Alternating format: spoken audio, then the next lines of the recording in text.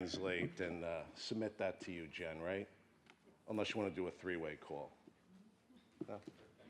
It's too early for jokes on a Saturday morning, is that it? So again, if you're just arriving, please please submit and show up at the front and fill out the card so that you can be called up to speak.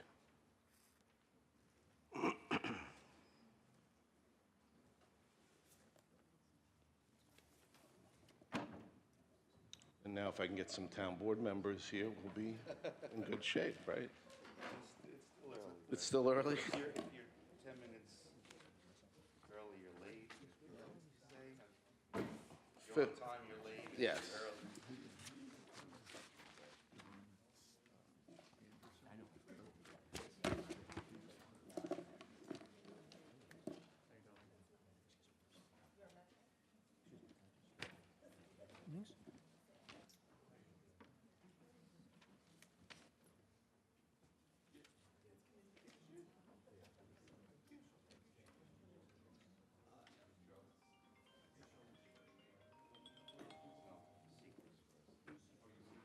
That's how it is.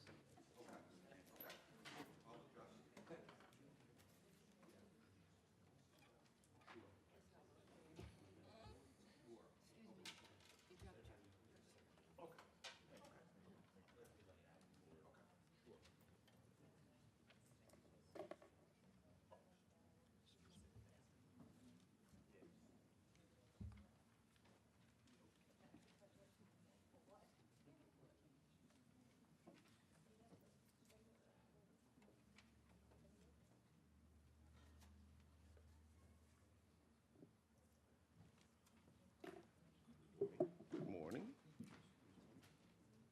How are you? How are you? Good. Good to see you. Good to be seen and not you. It's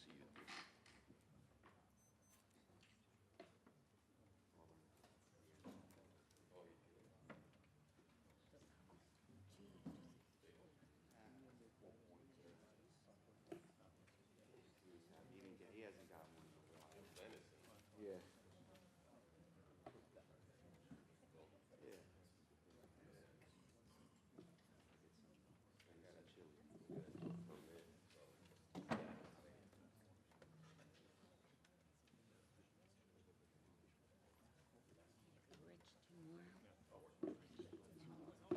Good morning, Diane.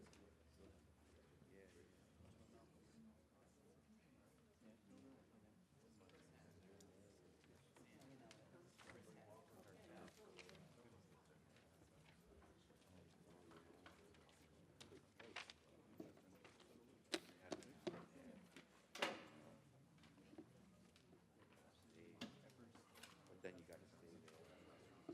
Go back up. Yeah.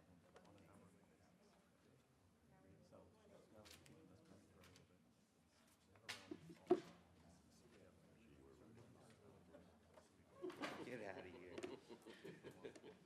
I just watched the 10th inning. That was hilarious. Thank you.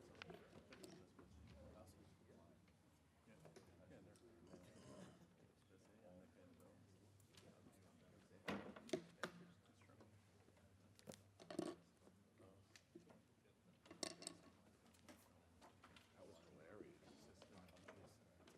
hilarious. I woke up and I saw one and I saw the score. I forget whatever. And I saw They were winning 3-2. that's even better. Get out of here.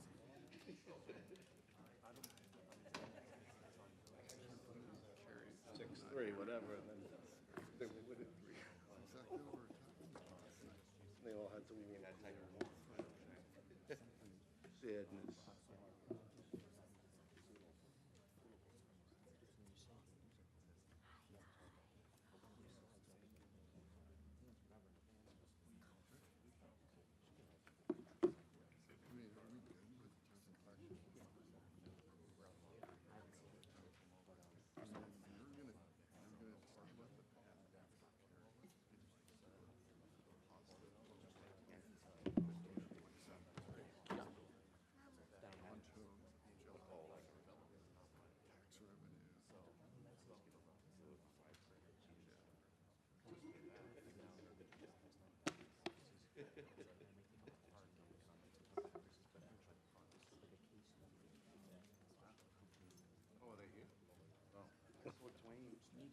You did.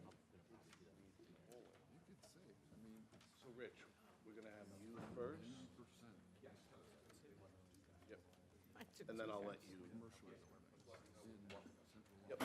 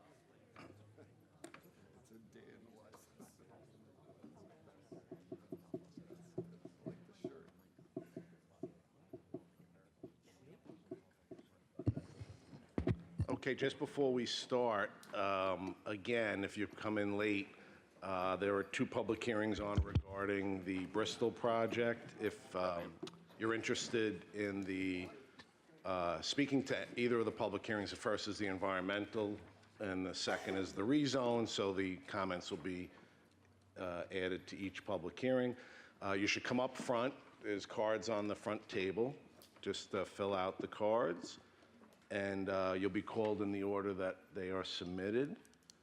And first, the way this works is the applicant and the town staff are going to make presentation to the town board. You'll be able to view that up here. We'll be able to look at it on our computer screens. That'll take about 30 minutes, they've said, and then once that's completed, we'll go to the cards. Once the cards are completed, we'll give the applicant another opportunity to come up and address any comments or concerns. Again, there's no action being taken today by the board on these applications. There are going to be two more public town board meetings on November 7th and November 14th. This application will not be on those meeting agendas, but during the open portion, anyone can come forward and address the board on anything they want, including this. And then public comment, the record's going to be kept open till November 25th, and you can submit written comments to the board. That will be incorporated into the public hearing record. And then after that, the application is eligible for consideration by the town board. And obviously, once all the comments and questions have been adequately addressed by the applicant. So again, if you're here just coming in, fill out a card up front if you want to address the board. And now we'll get into the public hearing since we have all, we'll get into the town board meeting since we have all of the members here. So I'd ask you to all please rise for a salute to the flag.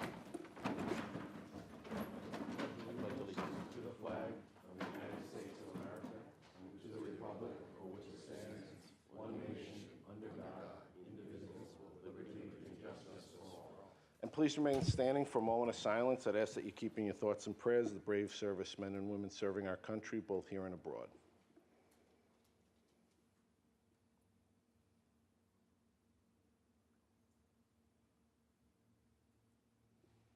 Thank you. Please be seated. So good morning. This is a special town board meeting for Saturday, October 26th at 10 a.m. If you're here in person, I've gone over the instructions, but if you're watching us on our YouTube channel live at 10 a.m. on October 26th, you can click on the link that'll take you to today's agenda. There are 2 public hearings scheduled regarding the Suffolk Technology Park Bristol application. If you are interested in submitting comments to the board, just utilize that link and you can send us a question or comment or concern. We'll be happy to get back to you. If you're watching this at on a future day and time, That link is still live, and you can utilize that to send us question or comment. You also can send us questions or comments regarding any other matter concerning town government or town services, not necessarily related to this application. And again, that link will remain live after today, October 26th at 10 a.m. With that, we'll ask the clerk to call the roll. Councilman Mineta. Here. Councilman Martinez. Here. Councilman McSweeney. Here. Councilman Gregory. Here. Supervisor Schaefer. And I am here. So all 5 are present. We have a quorum present. I'm going to read the public hearing. Public hearing in reference to Town Board Environmental Determination Acceptance of Draft Environmental Impact Statement and Notice of SEQRA. Public hearing for Bristol Suffolk LLC Application 24-13 ABE. Suffolk County Tax Map Number 0100-38-1-001.000, 0100-10-00-04.00-044.00, 0100-10-04.00-043.00, and 0100-011.00-011.000, northeast corner of Little East Neck Road and Long Island Railroad right-of-way, Wyandanch, New York, 11798. So with that, I'm going to ask Rich Grow to come forward. And I just want to state for the record that Rich Grow, his team, as well as our planning team, under the direction of our former Commissioner Rachel Shelfo, now our Commissioner Denise Graziano, as well as all of the town departments, have really worked extremely hard and well on putting this presentation together today. I think this serves as a model. I don't want to jolt planning at all, but it serves as a model for how we move things going forward, and you're to be commended for the work that you've done in getting this to this point here as quickly as you have. So I'll turn it over to you, Rich. Okay, thank you, Mr. Supervisor, and good morning, all. This first portion of the public hearing is to receive verbal comments on the draft environmental impact statement for the Bristol Suffolk Technology Park development.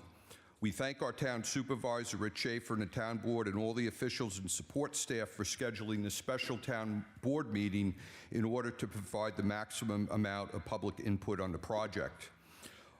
This is a component of the State Environmental Quality Review Act process. This is a public hearing on the draft EIS, and that is to solicit comments, any concerns from the public. The DEIS may be accessed on the town website under Departments, Environmental Control, Documents. We also have a few documents on hand for the public. You can help yourself. They're right up there. It is a very comprehensive document. It's very long, but it covers all the environmental issues, in our opinion. The town board is the lead agency for the project. They have the broadest authority. And they have required a very detailed, comprehensive, concise environmental impact statement review. Additionally, the lead agency will provide another opportunity for verbal comment at the November 14th town board meeting. That will be at 3 o'clock in this room.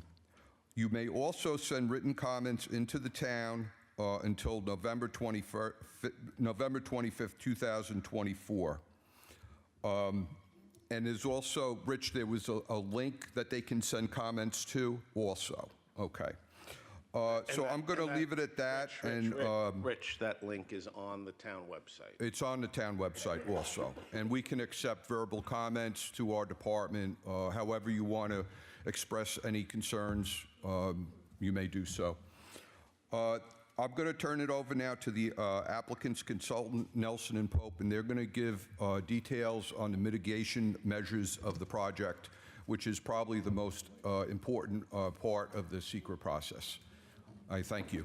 Great, thank you. Just identify yourself for the record. Sure, thank you. I'm not Nelson and Pope, that I can tell you. So actually what we're going to do first is I'm going to do the introduction for the change of zone and SEQRA, and we're going to have the consultants come up in order. I'm Bram Weber, Weber Law Group. in Melville, 290 Broad Hollow Road, and I'm the attorney for the applicant. In keeping with the supervisor's direction to keep our presentation to 30 minutes, I'm going to tell the board and the public who's here from our applicant team. Not everybody is scheduled to speak, but we certainly have a comprehensive team here to answer questions. David Williams is here. He's the managing director from Bristol Group, the applicant. Tracy Edwards is here, who has been working with us as our community outreach coordinator. Mark Cuthbertson is here. He is the attorney for Pine Lawn Cemetery, who owns the property. Dale Koch is here. He's the professional engineer from Bowler Engineering. He will be making a presentation on the site plan. Osmond Barry and Russell Scott, they're professional engineers from Nelson and Pope. They are here to speak about the traffic impact statement as well as roadway mitigation.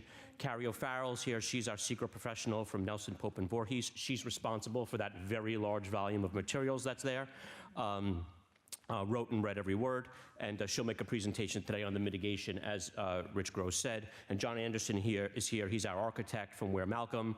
And we have one interesting and innovative part of the application and the development, which is a community solar initiative, and Nick Williams is here. He's not scheduled to speak. I'll speak a little bit about community solar, and then if there are further questions that I can't answer, Nick can answer them.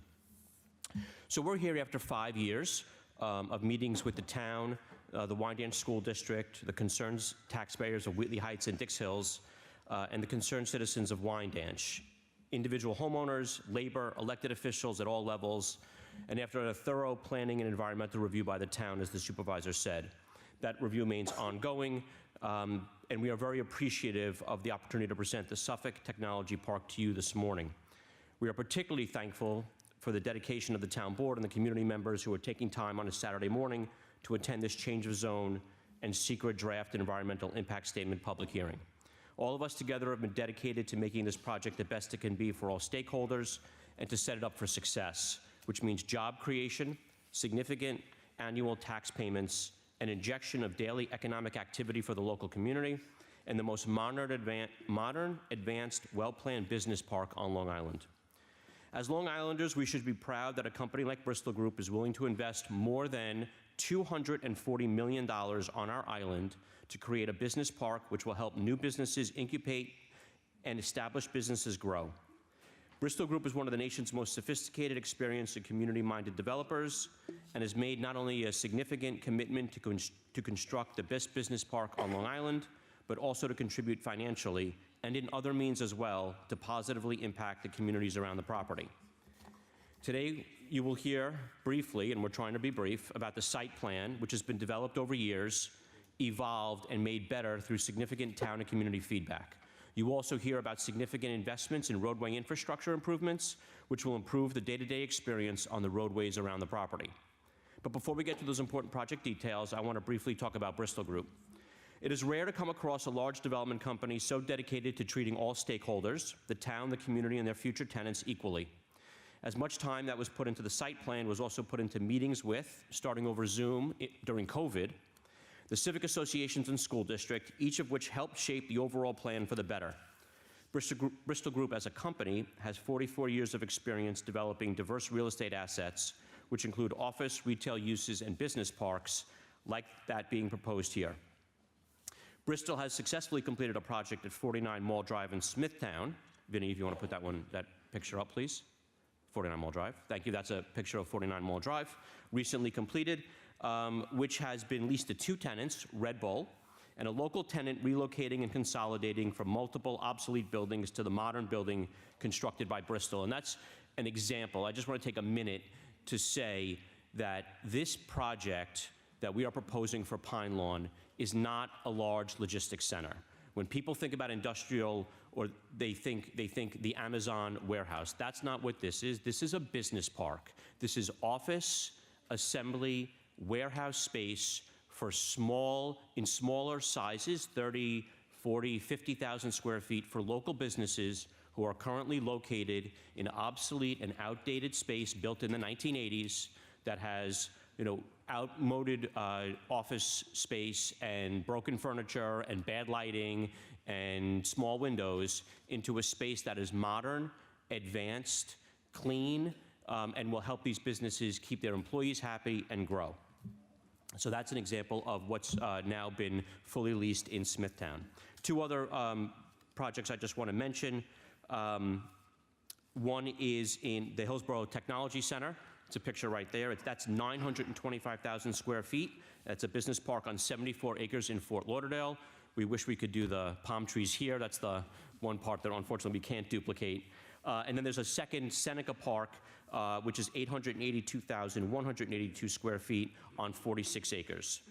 So we're also asked what kind of tenants are going to be at the Suffolk Technology Center. So I just mentioned it's intended for Long Island companies to be able to stay here, grow and expand, and also new companies to incubate. Here's an example of some of the tenants that are in the other two business parks that I mentioned. So you'll see what we're anticipating is a mix of local and national businesses that perform office, warehouse, assembly, and other commercial activities.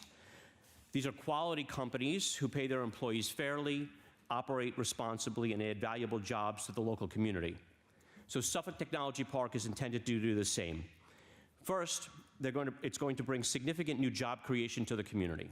So that large volume, that draft environmental impact statement, estimates that 767 jobs will be created during construction, which equals over $111 million in total wages.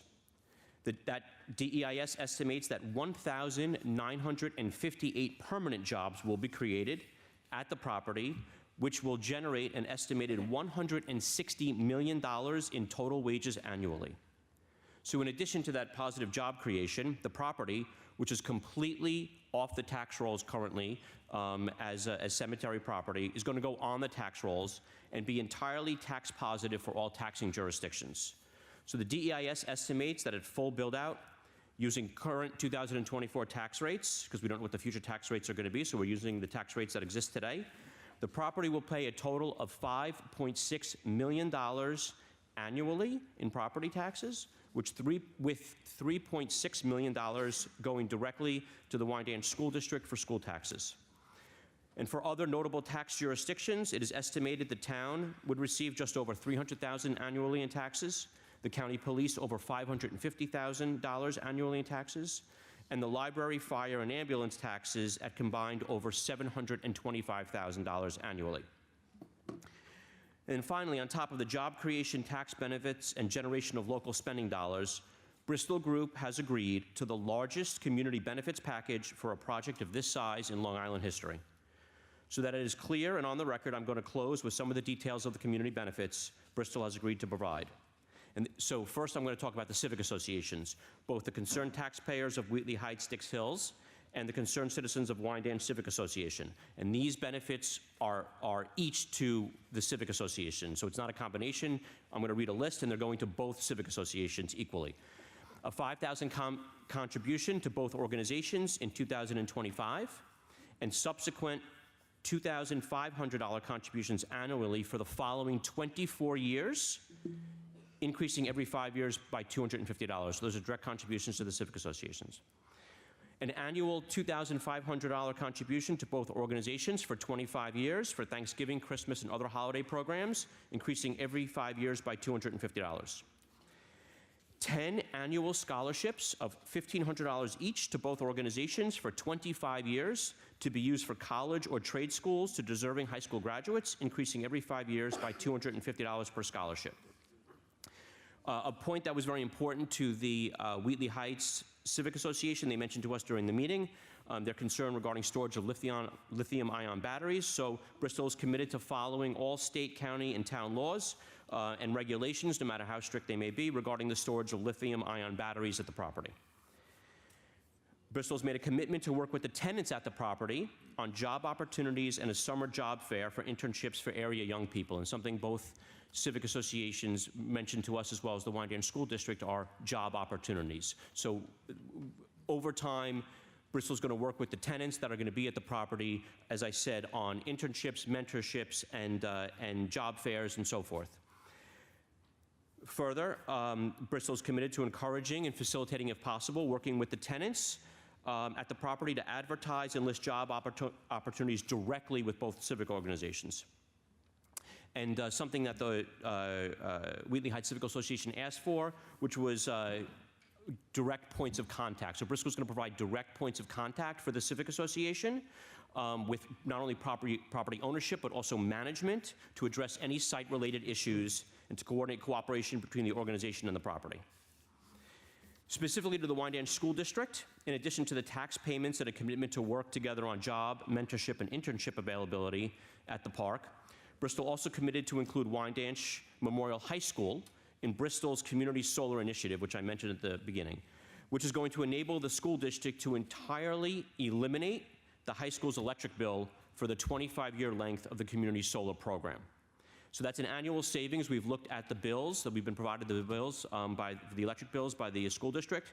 So that's an estimated annual savings of $150,000 per year directly to the school district, which is going to save the school district $4.8 million over 25 years, and that's the 25-year length of the program. So very briefly about that program. So Community Solar places solar panels on the Suffolk Technology Park building rooftops. It's not solar in the community, it's just solar at the park. And what it does, it allows Bristol to offer a program of credits to be used by area homeowners and renters to lower their electric bills. So the energy generated by the solar panels at the park will generate energy for the electric grid. As a homeowner or a renter which subscribes to the program gets credits which are generated by the utility from the solar power. So there's not solar energy again directly in the community. So they get the homeowners or the renters will get credits from PSE&G against their electric bill. The homeowner doesn't do anything. All they need to do is subscribe to the program and receive the credits on their electric bill. The homeowner does not install solar panels on their property, they just receive the credits. So this is an innovative and substantial community benefit Bristol is offering to the residents closest to the Suffolk Technology Park. Through the community solar program, Bristol will also be able to offer the existing Wyandanch Ambulance Corps building and the Wyandanch Library up to 25% annual reductions in their electric energy costs. And we estimate that the residents that participate in the program could see up to 22% off their electric bills by just participating in this program. So I'm going to conclude on the community benefits with what Bristol has offered to support at the town level for important town initiatives. So Bristol has agreed to a $350,000 contribution to planned renovations of the Family Life Center and turf fields for the Wyandanch community, an initial $50,000 contribution for town beautification projects. On the anniversary of the $50,000 payment, Bristol will contribute an additional $16,000 per year for 9 years towards beautification projects. A $25,000 contribution to the Babylon EIP, Empire State MWBE Connection Initiative, which facilitates the connection between local entrepreneurs and the New York State Minority and Women's Business Enterprise Program. That annual contribution to this initiative on the anniversary of the initial $25,000 payment will be made for 4 additional years for a total contribution to this initiative of $125,000. And a commitment to provide opportunities during and after construction of the Suffolk Technology Park, which is anticipated for 5 years, a 5-year build-out, to provide construction, professional services, and supplier opportunities for companies qualified under the New York State Minority and Women's Business Opportunity Program and service-disabled veterans-owned businesses.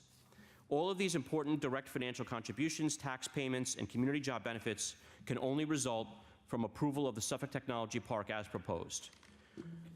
In order to be able to construct this Suffolk Technology Park, we are seeking a change of zone approval from this board for 100 acres of the total property site, which is 111 acres. So there's the map of the property. 11.2 acres in the southwest corner of the property will remain under the control of Pine Lawn Cemetery. That shows as Lot 2 on the map. Lot 1 is the development site of 100 acres. We have worked with the town and drafted a proposed new zoning code, the PIP 2 zoning district, which is modeled after the town already has a PIP 1 district for commercial space business parks. We've modeled the PIP 2 after that zoning district, and the application we, as again, have made to the town is a change of zone from the current property zoning to that PIP 2 district. And the project we propose today will continue the smart utilization of land for economic development and job creation. And that concludes my initial remarks. So I'm going to submit up to the clerk, because we received what you just stated in writing. This is from Dave Williams, from Bristol Suffolk LLC. It's a letter dated October 24th, 2024, and it outlines all of the initiatives that you just mentioned. So we'll hand that up to the clerk and include it in the record. Thank you. I have a comment for Bram. Oh, sure, yeah. Councilman Mineta? Yes. So that's wonderful. Thank you, for all the hard work and working with the community and working with the town, especially on these community givebacks. But one thing I want to make sure is that, a lot of these community givebacks and grants and, that you're providing has long runways in front of it, which is great. It shows a commitment to the local community. But one thing we want to make sure is that, assets get traded, often in real estate, right? So if this property gets sold to a private equity, investment fund, real estate investment trust, that, these benefits, continue throughout that runway and throughout the life of what you're committing to. So perhaps, something can be drafted up that if the property were to get sold by Bristol or traded or transferred, that at that closing, all of those long-term benefits, get lump sum payments. Because it might be hard to have the new owner commit to that. So if Bristol and you guys, as you're structuring these community benefit agreements, can make sure that that happens, if the asset gets traded, it would be appreciated to look into that. I think it's an excellent point, and we should put something in writing. And why don't we include it as a CNR, so Sure. it'll be recorded in the county clerk's office? And I think just on the point, though, if there could just be some flexibility there, so whether it's lump sum or if that new purchaser is willing to continue those payments over time, one or the other, just so long as ultimately the commitment is fulfilled, Sure, correct? yep. Okay, great, thank you. Good suggestion. Yep, thank Anybody you. All else right, before Bram? Nope, okay, Bram, who's next? Dale Koch on the site plan.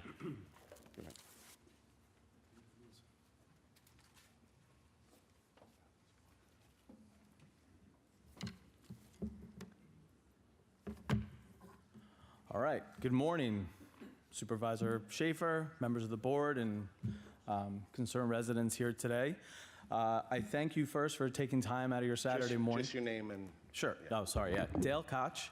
I'm with the firm Bowler Engineering. I'm a principal. We're located at 275 Broad Hollow Road in Melville. As I was saying, just a quick thank you for everyone to come out this morning. We greatly appreciate everyone taking their time and hearing about this application. I'm just going to start with a real quick, introduction about Bowler and our involvement in the project.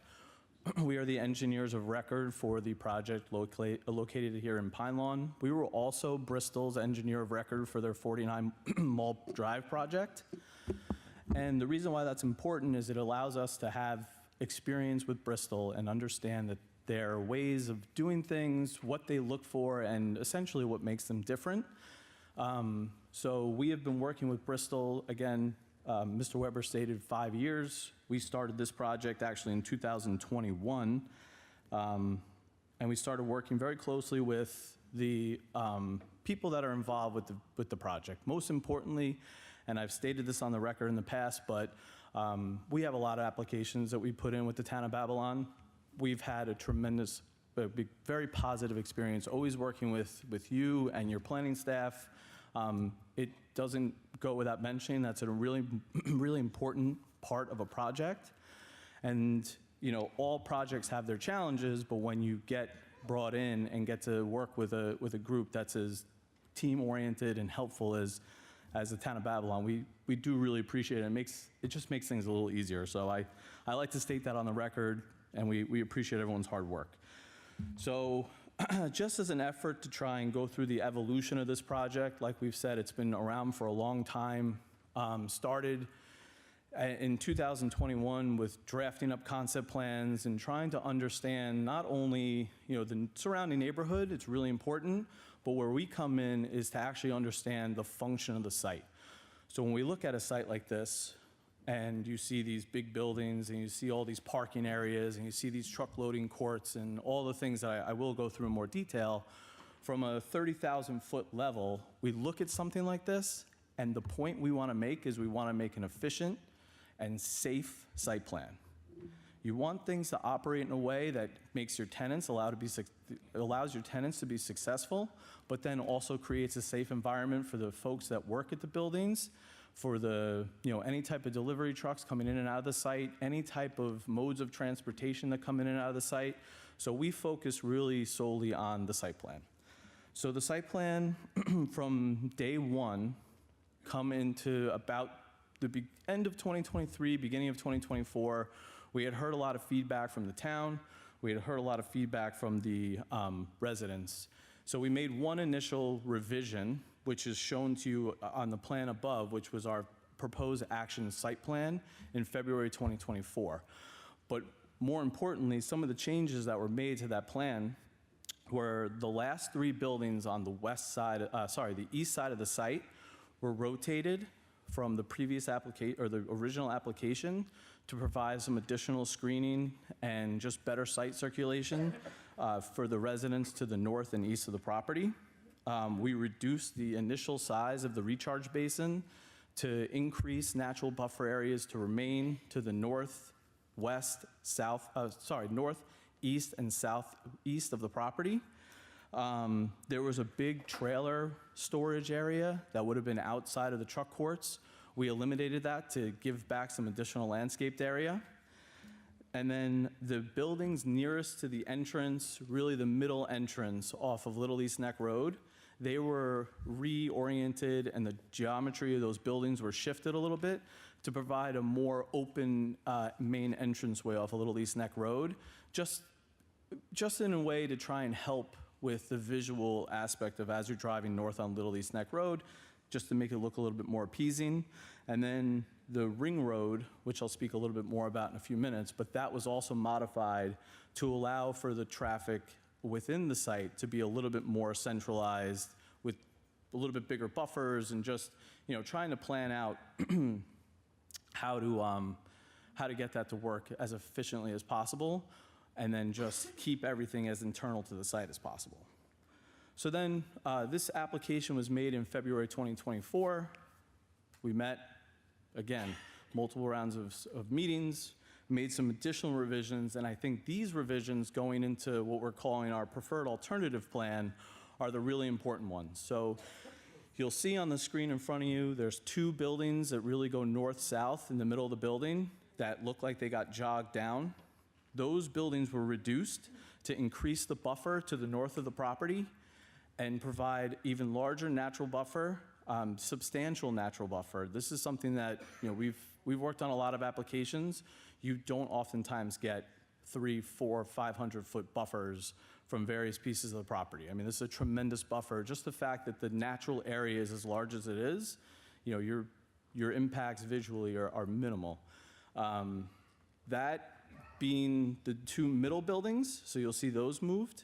You'll also see on the east side of the site, where I had mentioned those 3 buildings got rotated, the most northern building that's oriented east-west, that building was shortened by about 75, close to 100 feet to be more in line. As you can see, it's a straight shot up and down north-south, plan north-south on the furthest east side of the site. That allowed for us to increase the buffer to 28th Street substantially to the recharge basin, which 90% of the time will also act as a buffer because it'll be heavily landscaped. So really by reorienting the site and again, to the credit of the planning department really working, this is, some of this was based off the first round of comments, we were able to make these revisions. So really good thing there. The other thing I like to point out, it's hard to see on this plan, but our ring road has central landscaped islands that go throughout the entire site. Those central landscaped islands, as you're driving around that ring road, are 20 feet wide. So as you're driving, it's really like a boulevard effect. It makes a really nice feature. And then finally, just by way of talking about the changes between the 2 plans, the buffer along Little East Neck Road was increased to a minimum of 50 feet. So that buffer from the inside sidewalk to the first curb along the property line is 50 feet. So for a front yard setback, landscape setback, where the requirement in Babylon is generally 8 feet, we're providing 50. And then just a couple of nice things that, again, we take a lot of time to make sure that these plans are laid out in a really safe and efficient way. things you don't necessarily think about, but the loading areas are back to back with each other. So you'll see, if you start on the west side of the property, you have a employee parking area and then the 2 loading areas for the buildings. On the north and south of those 2 first buildings, and the same for every building, we have our drive-in doors, and they're the drive-in ramps, which is basically a ramp from grade up into the building. Those are covered. And I say those are covered because it does 2 things. First, it provides a better buffer to the loading area. And second, when it snows or there's inclement weather, it provides a safe way for the employees to drive, a forklift into the building or something like that. So, not the biggest deal in the world, but just ways that we think of improving the site from a safety standpoint. It also reduces noise and just keeps all those activities as screened as possible. We're going to provide bike lanes throughout the entire site. There were bus stops and rideshare stop areas designed and located throughout the site. We made sure that there was pedestrian connectivity throughout the entire site. We worked with Nelson and Pope, had a really robust and detailed landscape plan prepared, all new dark sky compliant lighting. There's some additional buffers and such to the properties to the south, just again to help from the visual aspect.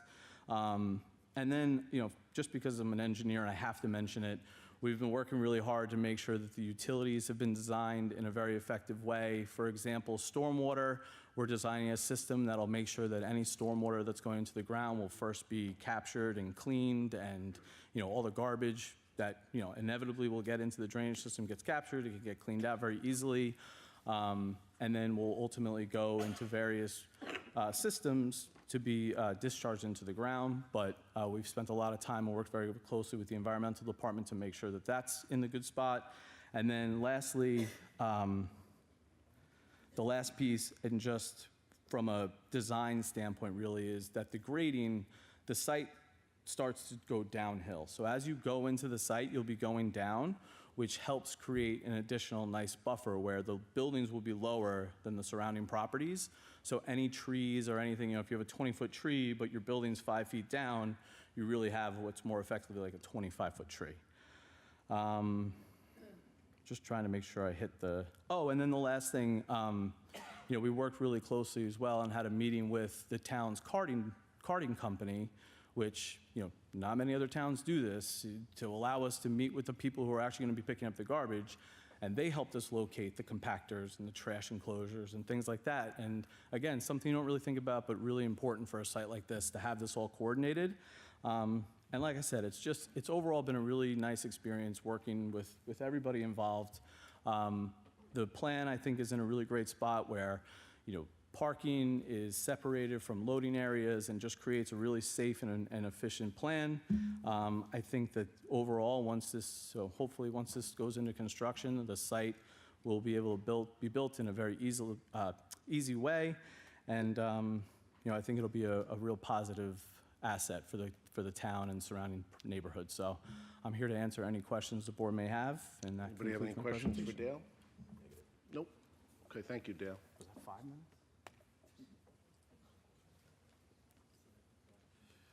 Okay, Russ. So we got Russell Scott from Nelson and Pope, who has been instrumental in designing all of the roadway mitigation and roadway improvements, which we know is of particular concern to some area residents. Spent a lot of time, and this is a very expensive roadway improvement package, and Russ can explain it.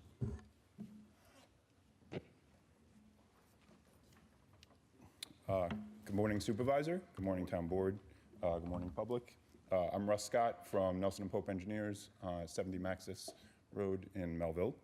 I'm here to walk you through some of the off-site improvements in front of the site, improvements at the nearby intersections, and briefly talk about the traffic impact study. So we'll start with 2 site access points on Little East Neck Road. The southern access, which is on the right-hand side of the screen circled, is a rights in, rights out access, so no vehicles can make lefts in or out. It's about approximately 600 feet north of the railroad tracks. Continuing north is a full access that's going to be signalized. That intersection will have lefts in and full access movements. Along the entire site frontage, there will be curb, sidewalk, drainage improvements, The sidewalk will connect the community to the south of the tracks to the park that is just north of the development. We plan on putting pedestrian crossing on the intersection over by the railroad tracks, which I'll get into a little bit later. This is the northern access. It's fully signalized. In order to improve the operation of this intersection, the access to the park is being relocated to the north. With that, we are beautifying the park entrance, new signage, new plantings, like I said, closing the existing access, increasing the parking spots in the parking lot due to the realignment.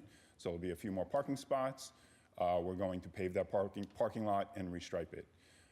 There will also be 2 new left turn bays into the park and into the site. This will allow vehicles to free flow north or southbound on Little East Neck Road, and you won't have to stop when someone is making a left turn, and that will help traffic move more freely. You can flip to the next. So now a little bit about our traffic impact study. So the traffic impact study was prepared to assess the impacts of the proposed development and identify the required mitigation measures. There was input during the preparation of the study, and it was also reviewed and accepted and approved by the Town of Huntington, Town of Babylon, the Suffolk County Department of Public Works, and the Babylon's traffic consultant. We worked with a lot of agencies, received the input on the intersections to count, you know, how to go about it. So we had a lot of input into the preparation of the study. The first step of the study is to see what impact it's going to have on the nearby street network. We counted 6 intersections. We did counts in the AM, the midday, and the PM during the weekdays, and then we did a Saturday midday count as well. We went into the field. We observed what was going on. We understand that the intersection of Little East Neck Road and Long Island Avenue has lots of backups in the morning and in the afternoon. Sometimes it backs up all the way south to the school and almost not all the way to the park on the north, but 3/4 of the way to the park. We also understand that there are a lot of backups up by Colonial Spring roads as it exists today without the development even being built. People wait multiple red and green cycles to get through the intersection, which can become frustrating. You know, our office is in Melville. We have a lot of people that drive through the intersection and complain about it as it exists today. So once we have all this existing traffic volume data, we do our field visits, we put all this information into a computer model, and we make sure that it's mirroring the existing conditions that are out there today. So we start looking at the intersection, make sure that our model is actually what's happening out in the real world.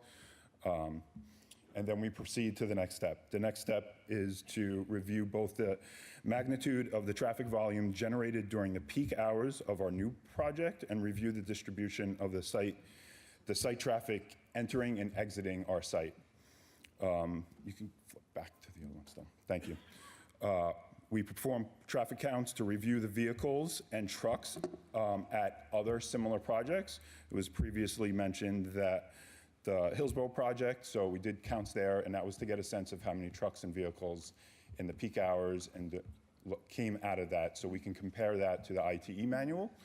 We also looked at the Heartland Business Center in Brentwood, and we did counts there as well. Both those projects have similar uses in the buildings, mixed use, so that we can get an understanding of the cars and the trucks coming in and out of the site.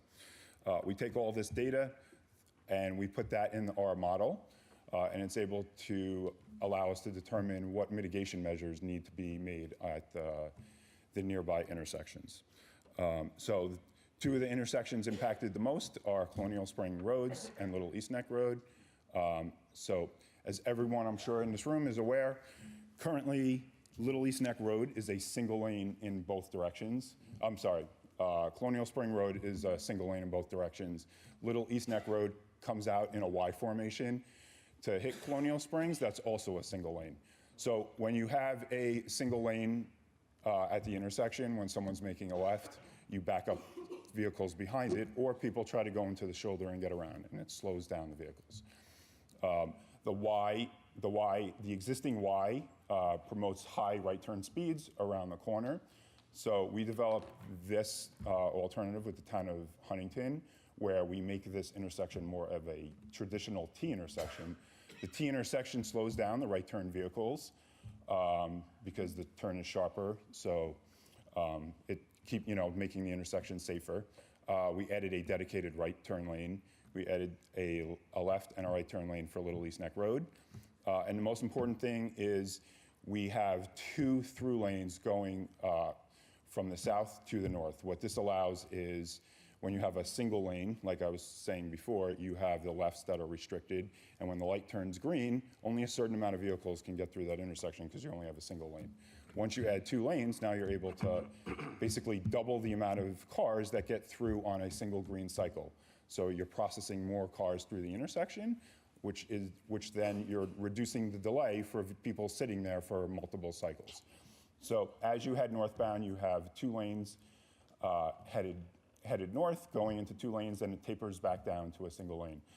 People may ask, well, why can't you carry the lane all the way through the intersection? The way to improve the intersection capacity, you only need that additional lane for a couple hundred feet past the intersection. The other thing that the 2 lanes north of the intersection allows, it allows us to have a dual left from Little East Neck Road northbound to Colonial Springs and helps us relieve that traffic flow. A majority of the movements are making that left and headed north. You can flip to the next one. So now we have, the intersection of Long Island Avenue and Little East Neck Road. Again, we have a single lane in all 4 directions. Same thing, it blocks lefts, reduces capacity. When people are trying to get by that left turn vehicle, it slows everything down. So what we look to do was add a lot of roadway widening, both north and south of the intersection, to allow 2 through lanes headed north on Little East Neck Road and 2 through lanes south.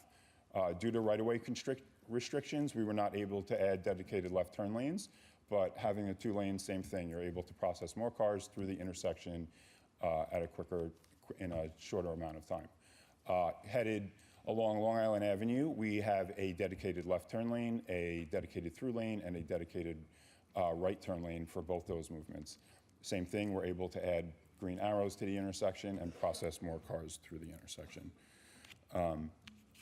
So those are basically the improvements at those 2 intersections.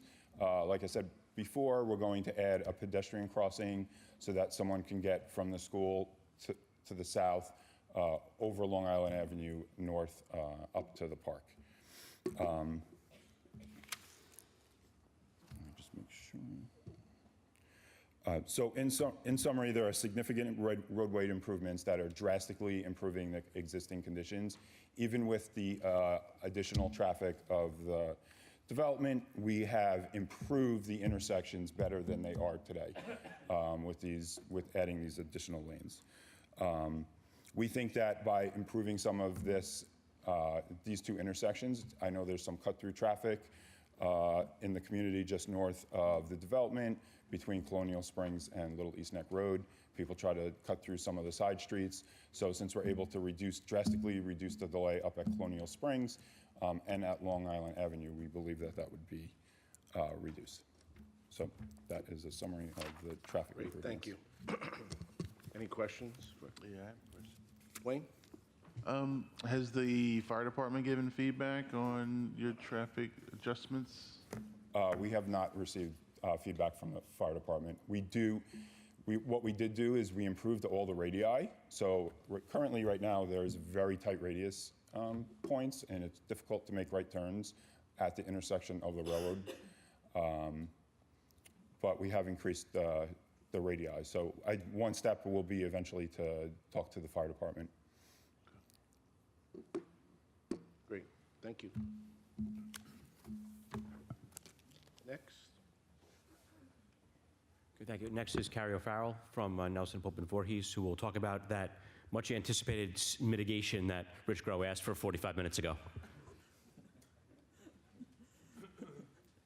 Good morning. My name is Carrie O'Farrell. I'm a senior partner with Nelson Pope and Voorhees, 70 Maxis Road in Melville, New York.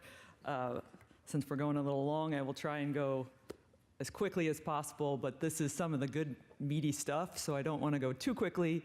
I am from upstate New York and tend to speak very quickly, so if I'm going too fast, just wave and let me know that I should slow down. But on the screen before you, and as Dale mentioned before me, I also have had the unique experience of working with this developer, the Bristol Group, and I have found them to be extraordinary, quite frankly, compared to many other clients that I've worked with, developers that I've worked with. At each turn in this application, when we have had input, they have said, let's fix it. Each opportunity to improve the plan, rather than playing the game back and forth, wait to the hearing, then we'll give in a little something later. They haven't played that game at all. We got comments from the public, they modified the plan. Traffic isn't functioning, we're gonna fix it.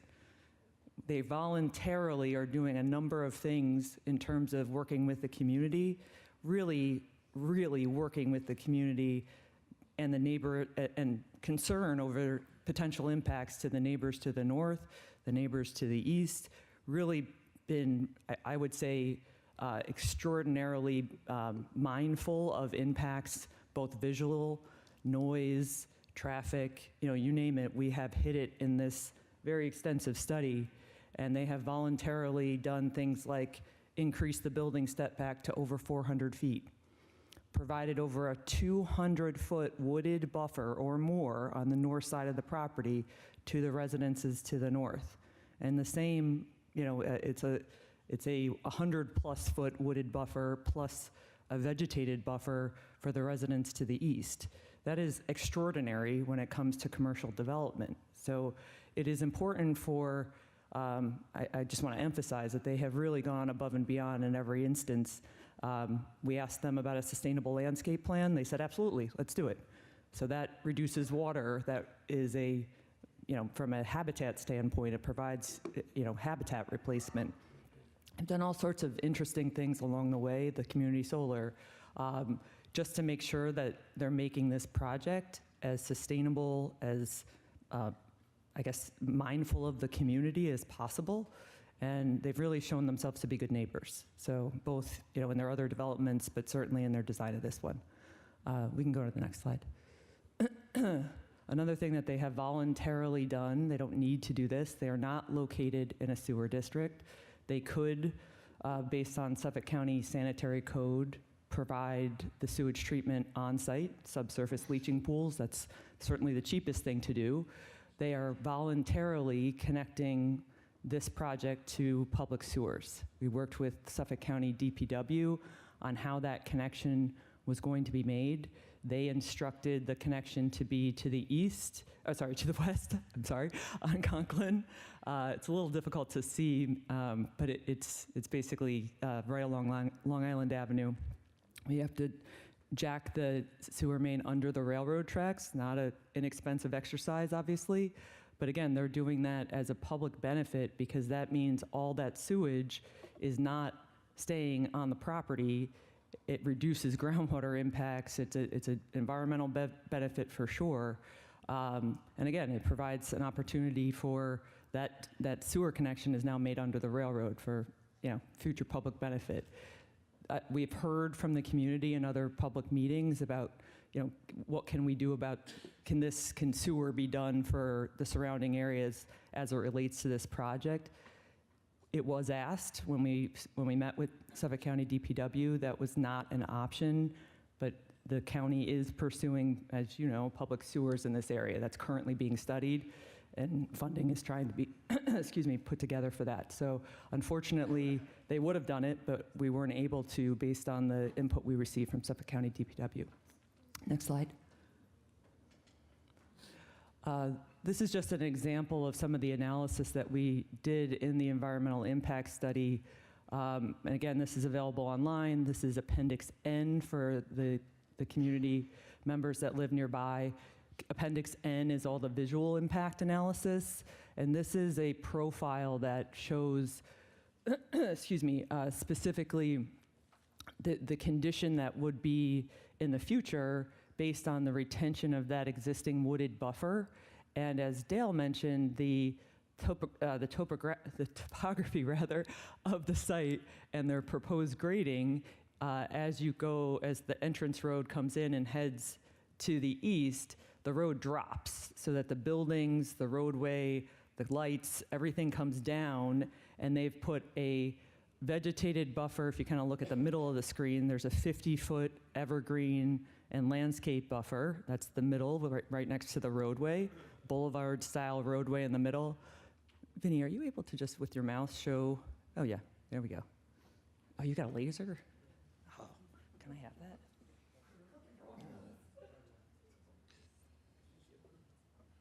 So excited. All right. All right. So, sorry. I just want to make sure I don't get anybody. No, maybe not. It doesn't like me now. What did I do? All right. So anyway, the one in the middle is the landscape buffer. You can see the boulevard-style road with the single tree. That's the landscaping in the middle of the two roadways. As you head towards the residential use, there's a landscape buffer, evergreen, and then there's 200 feet of existing evergreen trees that will remain. And the elevation of the homes on Circle Drive is such that that's higher in elevation than the property as you start to head south towards the building. So there's a drop in elevation from those backyards into the property, and then there's going to be a further drop based on the design of the roadway and the buildings to further depress it in. They are also providing noise walls in locations at the end of the courts, where the truck courts. You notice the buildings are facing each other to help with noise. And then at the end of the roadway that meets, that runs north-south in each instance, there's a noise wall proposed to help with additional, again, voluntarily provide additional buffer for noise and noise attenuation, in addition to the vegetated buffer and the proposed evergreen buffer. This landscape plan is robust. It is a very big site, so the plan's a little deceiving. It doesn't look like there's that big of a buffer when you just look up there right now, but it's because it's 100 acres. So, that's a 400-foot setback from the residential properties to the buildings, and again, 200 feet of vegetation, mature wooded vegetation, and then 50 foot of landscape vegetation. Same thing with North 28th Street. There's a 100-foot natural remaining wooded buffer, and then in the instance of the recharge basin, which is set back over 100 feet, you've got a triple row, double row of evergreens surrounding it, and the recharge basin plantings, when you look at it, that will not look like a traditional recharge basin. We've spent a lot of time and energy on selection of species to really make it look special. Next. So at this point, we are here to finally get your comments. I'm sorry that we took a little longer than expected, but the next steps are we're in a public comment period at this time. Documents available in Town Hall, both public libraries, Wyandanch, Half Hollow Hills libraries. Town Planning has one, Town Clerk has one. Online certainly is the easiest way to view the documents. We are the town rather, is taking public comments until Monday, November 25th. There will be a second opportunity for verbal comments to be heard during a regular town board meeting on the 14th. That won't have this formal presentation. It's just an opportunity for you to hear comments again. All comments, whether they're written, email, verbal today, verbal at the next meeting, they're all treated the same. We respond to all of them in what's called the final environmental impact statement. So those are all, we have a transcript of this meeting. The next meeting, we identify all the comments and we write detailed responses. That will be provided on the town's website as well, and you'll get noticed about it. And then finally, this board will issue what's called the findings statement, which is the conclusion of the environmental review process. And no decision can be made on either the zoning or the site plan until you conclude that process. So those are the next steps. And then Bram can take it away. Thank you, Bram. Thank you, Carrie. Bram? Thank you. So I have nothing more to add at this time. So unless there are any questions from the board members. I have one question for Maria. Yep, Councilman Mineta. So I saw the site plan layout of the sizes of the building, and I'm not sure, I know every developer has their own, business model and kind of what makes sense. Has there been any thought in terms of in any of the buildings for any smaller sized unit availability, 10,000 square foot units for some smaller sized manufacturers, or is it just kind of like minimum of, 30 to 40,000 square feet? I mentioned minimum of 30, 40, but I think, to your point, I think that if there are 10,000 square foot tenants that are looking to locate here, there's enough flexibility on the site to be able to accommodate them. Okay, yeah, that's just a huge need on Long Island right now, is for the smaller sized manufacturers to have space like this. So if that could be looked at in the planning, that would be appreciated. Absolutely. Great. Anybody else? Yeah, just one. Yep, Councilman Gregg. Hey, Bram.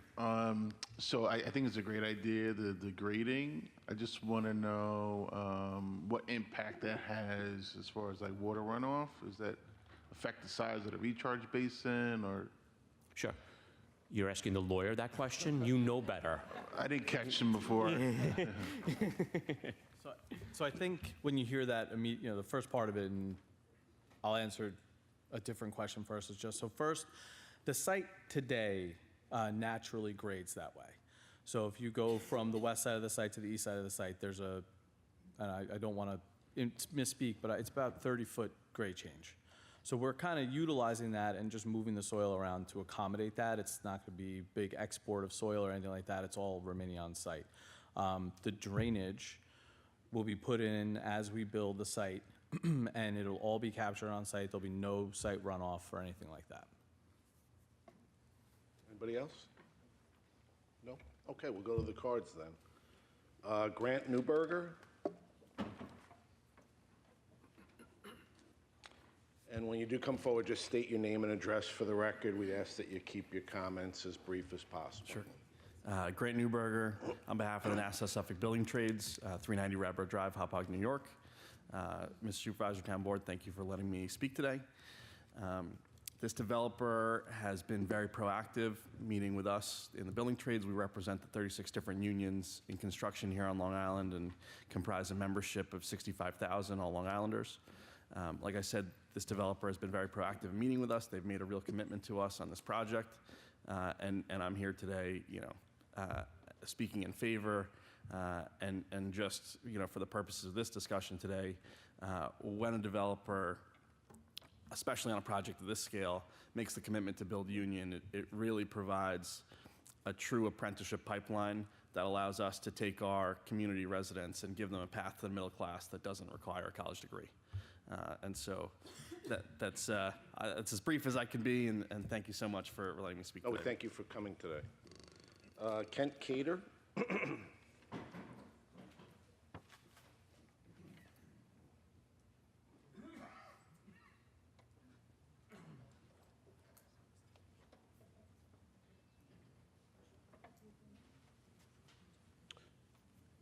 Good morning, Supervisor Schaefer, Town Board members. My name is Kent Cater. I'm a resident of Babylon. I was the contractor who built for the Bristol Group at 49 Mall. I'm currently working with the Bristol Group on their build-out of the building, specifically Red Bull, which is an international company. It kind of gave me a look on the inside of what's in these big warehouses. Every morning, 40 to 50 people come to this warehouse, young people, old people, multi-races, and they work together as like a family. And it's exciting to see, because when you drive by, you say, oh, another big box. No, it's not. Inside, they're creating jobs, quality jobs. This project's projecting to do 700 construction jobs. The unions, they spoke about it. 2,000 permanent jobs are going to be created here. That's important. I mean, the economic benefits, $25 million in sales tax per year during construction, that's a tremendous benefit. The package that Bristol is offering the surrounding community, that's a tremendous benefit. But I just wanted to speak of the Bristol Group and how particular they are and how protective they are of the neighborhood. During the rent-up period at 49 Mall, Dave would turn away potential tenants because he didn't think they were right for the neighborhood. Now, that's a businessman turning away someone willing to pay him because he didn't think it was right for the neighborhood. And I just wanted to speak to that, and thank you for your time. Great. I'm in favor of the project. Thank you. Robert Lutz?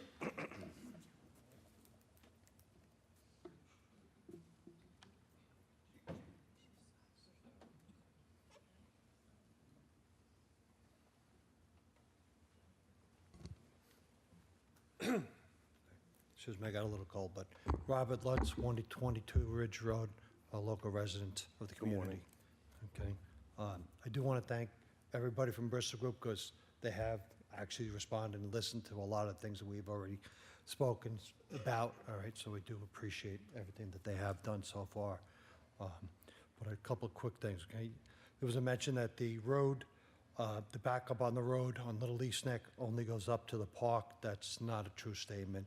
All right, I'm 2 houses north of the park, and I'm going to tell you, there's a minimum of a 2-hour delay starting at 3 o'clock every single afternoon behind my house, okay, till 5, 5:30, sometimes 6. So it's a tremendous backup, all right, on Little East Neck Road, okay. The road improvements that are proposed, I'm in construction, I'm an electrician, so I kind of understand a lot of the paperwork that was presented, so, all right, I commend them on a lot of the stuff. It does actually look very well, okay? There was something that we did speak about at our community meeting, that on the North Road, what they're calling their middle road, there's 2 entrances, okay? There's a northbound and a southbound entrance into that northern road, okay? We had asked that that buffer between those 2 entrances be extended all the way out to the roadway, and some type of monument sign or something be added there so no trucks could ever possibly come on southbound on Little East Neck and turn into that development. I've actually made a little sketch of this, okay, if you'd like. It's right where the traffic light is. Could you hand that up? I can hand that up, okay? And we'll Okay. ask the applicant to address that. Again, we had spoken about this. They had verbally agreed that there was a great idea, and they would, have that in conversation. Obviously, that hasn't been added into their design yet, but that doesn't mean it will not be. So hopefully... Yeah, that's what this they're- is designed Right, that's for. why I'm hoping that, this comment again gets brought up, and they will understand it, okay? Now, again, I'm an electrician. I build big buildings myself, okay? I'm just looking at this development, and excuse me for being slightly ignorant, but there's 344 full truck bays to this development. I understand it's 100 acres. I understand development. The development looks fantastic. Don't get me wrong, okay? But I just can't, in the life of me, understand how we can accommodate 344 bare minimum on a daily basis coming in and out of this development after a full build-out. And obviously, you're going to have more than 1 tractor trailer per building coming in and out on a daily basis. I understand the environmental impact study. I understand they did the roadways, but there's 344 tractor trailer bays to this property. There's no way that you're going to do double or triple that amount of tractor trailers on the existing roads. There's just no way. And I don't care what impact study that you're showing. I don't see it. Again, I'm an electrician. I don't do this for a living, roadways and whatnot, but I just don't see that volume of traffic being added to our roadways. Great, thank you. Okay.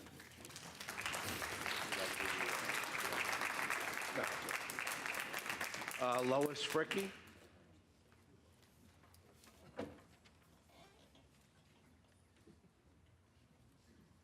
Hi. Good afternoon, everyone. I'm going to make this short. Just state your name and address. My home address? No, No. your business address. My business, Lois Fricky, Long Island Builders Institute and Long Island Home Builders Care. We're in Islandia, 1757 Veterans Memorial Highway. So over the last 30 years, I've actually spent most of my time helping people all over Nassau and Suffolk County, and one of them is Babylon in particular. We have a charity, a 501c3, that we constantly help the community center with food, with everything you can think of. And I see there's a lot of people that just don't have jobs. They really need jobs. I think there's a lot of jobs that are missing in this county.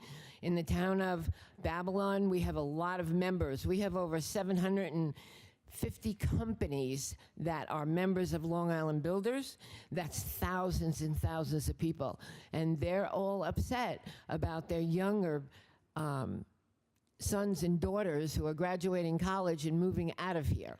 They're not going to see their grandkids. They're not going to see their children because we don't have enough work for them here. This project, we totally support it. It needs to be done in a fashion where the residents are happy and comfortable, but you're not going to find a project like this anyplace. You're not going to find a place that'll give the jobs. I've never seen, and I'm shocked of all the things that they're willing to give the town and the community. It's just fantastic for them to do all this. And so I hope that you'll approve this. We'll be behind you, and if I have to get 1,000 people here, I will. So thank you. Thank you. So, Shonda? I have, by the way, letters of like 20 people that live here. You can hand them up to the clerk. Shonda Thoreau.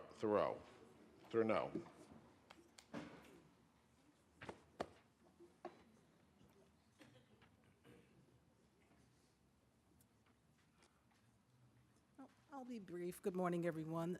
Thank you for the information, and I have no comments at this time.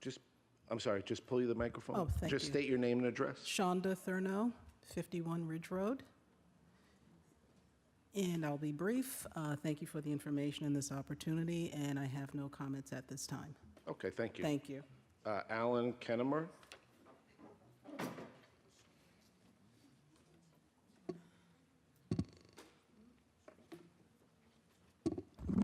Good morning, everyone. Town Board, Mr. Schaefer, appreciate you being here. I am going to read... Just state your name and address. Sorry. Alan Kennemer, 500 Sunrise Highway, Amityville. I'm here to read a prepared statement on behalf of the Long Island Builders Institute. Dear members of the Babylon Town Board, on behalf of the Long Island Builders Institute, the largest home building and remodeling advocacy organization in New York State, I am writing to express our enthusiastic support for the proposed Suffolk Technology Park project. This development proposal by the Bristol Group promises to transform 100 acres of unimproved land along Long Island Avenue, excuse me, in the hamlet of Wyandotte into a state-of-the-art business park.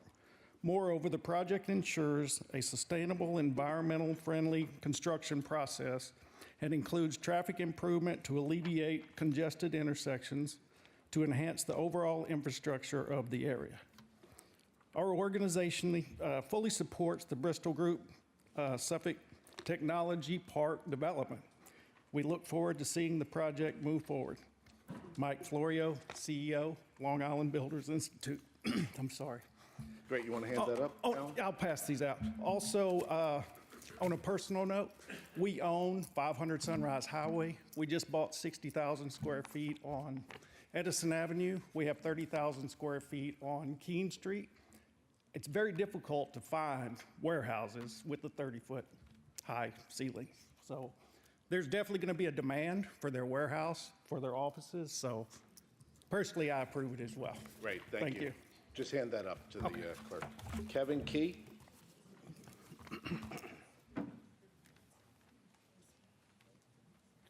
Good morning. My name is Kevin Key, 172 Conklin Avenue. Thanks for the presentation. Information was pretty good. I really just have a couple of questions, and then I'll end with some comments. Sure. Let's see. And probably was my misunderstanding. The solar benefits, does that apply to residents who also have solar? Yeah, they'll, if you ask your questions, they'll come back and answer them. Yep. So does the solar benefit apply to residents? Also, the heading southbound on Little East Neck Road, those making a left into the park, is there a left turn lane? He talked about the two lights north of that and south of that, but didn't talk about the light that they were adding. So was there a left lane? And then I'd just like to comment about the truck situation. There are many truck limits throughout the community, Colonial Spring Road, south of Long Island Avenue, south of Little East Neck Road, south of the railroad, there are 5,000-pound truck limits. So my understanding is where do all these trucks that are going to supposedly be coming into the park, how do they get there? Where do they come in without going through the community? So I have a real clear question about that. Colonial Spring Road has truck limits. Like I said, Little East Neck Road, south of the railroad, has truck limits. So how are they going to get into the park? Also, in my reading, Lot 2 talked about on 28th Street adding an entrance on 28th Street in Wheatley Heights, but that wasn't talked about. So where is that? That's a residential section, residential streets. So if they're going to add an entrance there, what type of traffic is going to come through that residential area? Where is the entrance going to lie? So your question is that they're adding an entrance? That's what my understanding of what I read. It said Lot 2 is going to have an entrance on 28th Street. Okay. The way I understood it. We'll ask them that, too. Yep, where's that entrance? That's not my understanding, Yeah. but we'll ask them that. Yeah, but we'll ask you to come up and just Gotcha. address the questions regarding the solar and the left turn lane. Correct. And the trucks and whether or not there's an Gotcha. entrance. That's all I have. Thank you for hearing me. Great, thank you. Hopefully hear from you soon. Thank you, Kevin. Marie Martinick?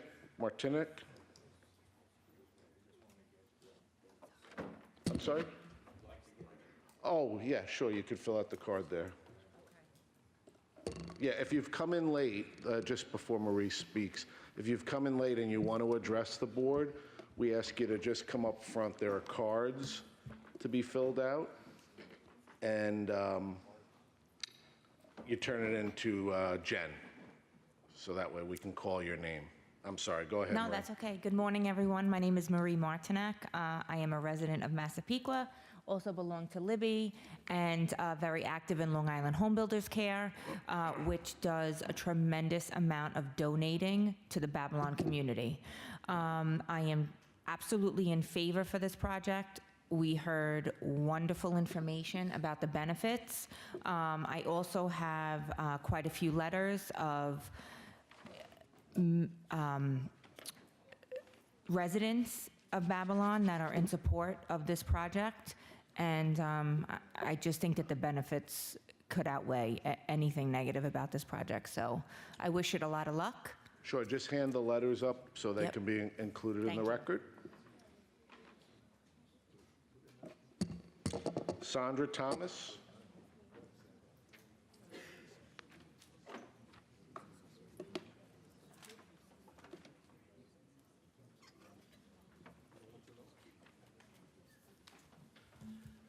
Good morning. My name morning. is Sandra Thomas. I live at 49 Sunset Avenue, Wheatley Heights. I am the President Emeritus of the Concerned Taxpayers of Wheatley Heights Dix Hill Civic Association.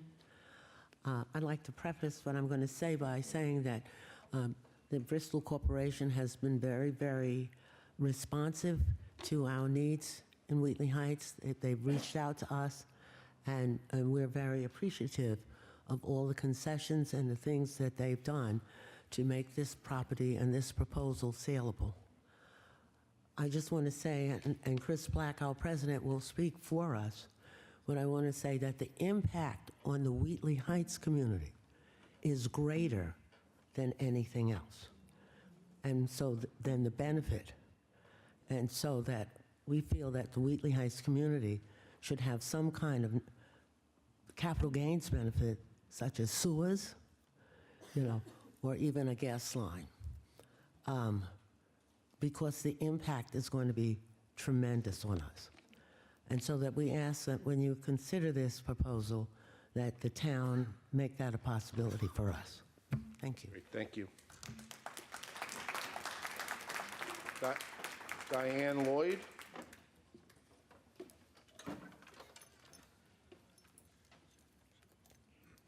Good morning. Good morning. Thank you for this opportunity to be able to share with everybody and the information that was given. And we've heard, lots of rumors and things like that. And I need to say that I live right in front of where you're going to be building on North 28th Street. And I have been meeting with the different neighbors on North 28th Street all the way up to Long Island Railroad. And there has been a lot of conversation, I hear, about the community and things, but we were never informed of any conversation. We were part of a Zoom during COVID, my husband and I, and we had some concerns at that time, but we were never notified anybody on our block, and we are right there by the drainage. So we would like to be informed by both civic associations and the town if there are any further conversations or private conversations. We will be at the next board meeting. I had gotten the plans from the town and had a meeting and gave those residents on Wheatley Heights an opportunity to look at the plan and explain to them what I know of some of the benefits. I looked it up online. We Googled it actually at the meeting and looked up what the Bristol was planning and the benefits and things like that. But we did, and I do have some concerns for one of the things with the recharge buffer. When we saw it, we were concerned about what was going to go into that water, because that water is only like 200 feet away from our homes. And even though there is a buffer and there is going to be some foliage that is there currently, we were concerned about smells. We were concerned about flooding. If the drain, that is, I'm not so sure, as I'm not an architect or involved with the environment, but the drainage from there, it looks small for 111 acres to drain. What is going in there? That's what I think. What exactly is going in there? If they could answer that question. Sure. About the buffer. One is that all of our suggestions were, and now we see a little better, why can't the recharge buffer be somewhere else where there are no residents? On Long Island Railroad, there's no, by Long Island Railroad, I'm not sure if this cemetery has plots there. That number 2, lot number 2, that is the Pineland Cemetery. I'm not sure if that's available. The warehouse would be on the one side, the Long Island Railroad on the other side, where it is. I don't know about the pitch of the land and all that stuff. We were talking about moving it away from in front of that's our entire block there. That's going to be impacted by that. I don't know what can be done with that. The loading berths, the minimum actually is 384, the minimum. The maximum is 400. They are proposing 384 loading berths, and I agree with the man that spoke earlier. That's a lot of trucks. It's a lot of loading berths. I don't know if they're going to use them all. I don't know if they just put it in there because that's what they're proposing. But I would like to know exactly how many warehouses are going to be there and how many businesses. If there's going to be that many loading berths, then how many small businesses are really going to be in there? I agree with Councilman Anthony Mineta in reference to the need for small business within that. And with a 36-foot ceiling, I have small business. My ceiling is not 36 feet, and it's only one floor that's proposed. So where are those small businesses going? So you can answer that. We were concerned when we met on the neighbors of 28th Street, the timeline of these deliveries. It can somehow in the I don't know if it goes in the permit or what you write it into, is that there would be a timeline so we don't hear that. I know that there's going to be that sound buffer. Exactly how high is that buffer? What is it made of? And how, how much sound does it buff? I live on 28th Street and we have that gas station on the corner. I sleep with the sound machine so I don't hear. At night they deliver gas. So we are very concerned about sound and when these deliveries and garbage pickups are going to be. Are they going to be during the day? Is there going to be a timeline when there can't be deliveries? Like there is kind of, it's like 10 p.m., I think, in the town in terms of noise and things like that. So is there a timeline of collecting garbage, trucking deliveries, and things like that? They were concerned, of course, about Little East Neck Road because that impacts all of our community in that area.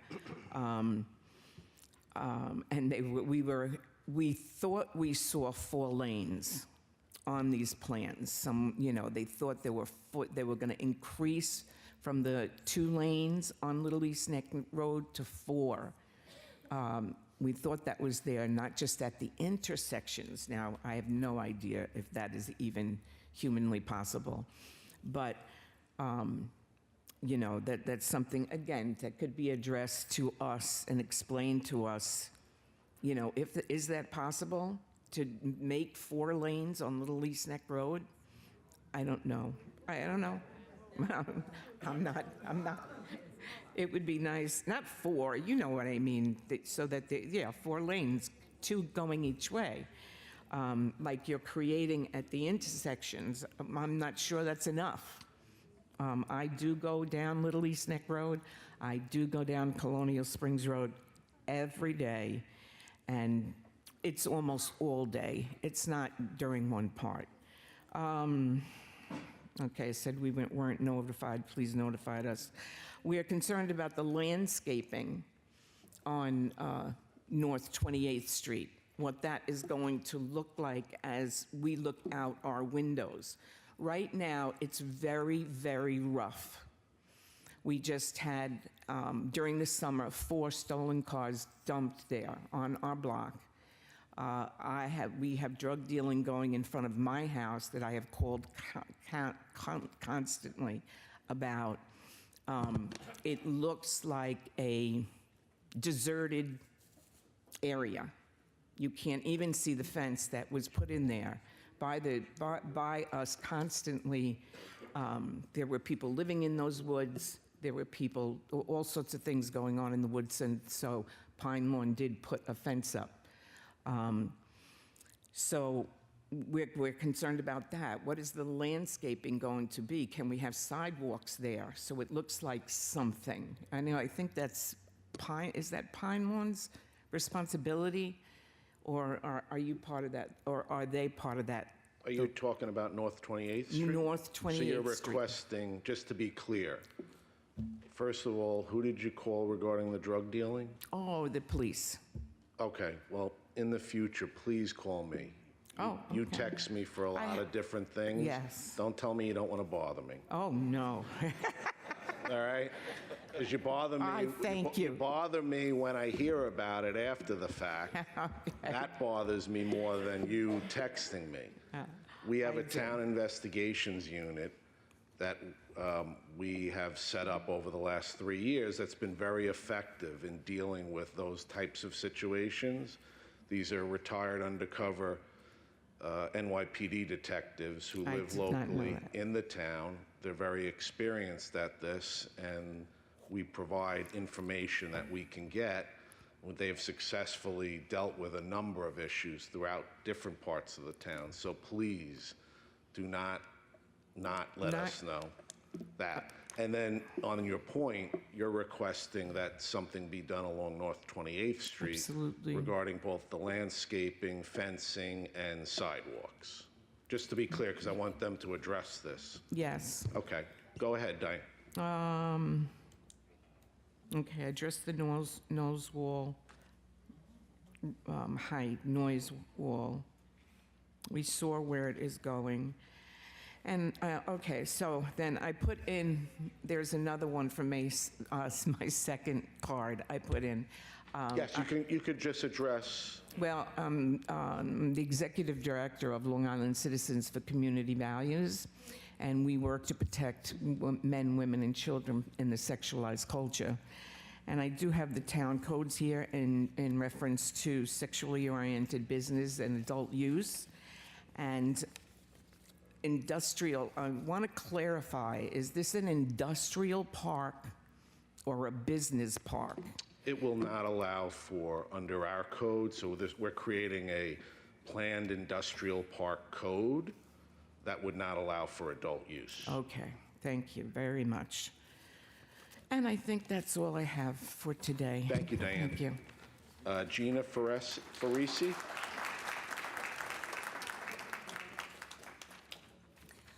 Good morning. My name is Gina Farisi. I own 135 Dale Street off Addison Avenue in West Babylon.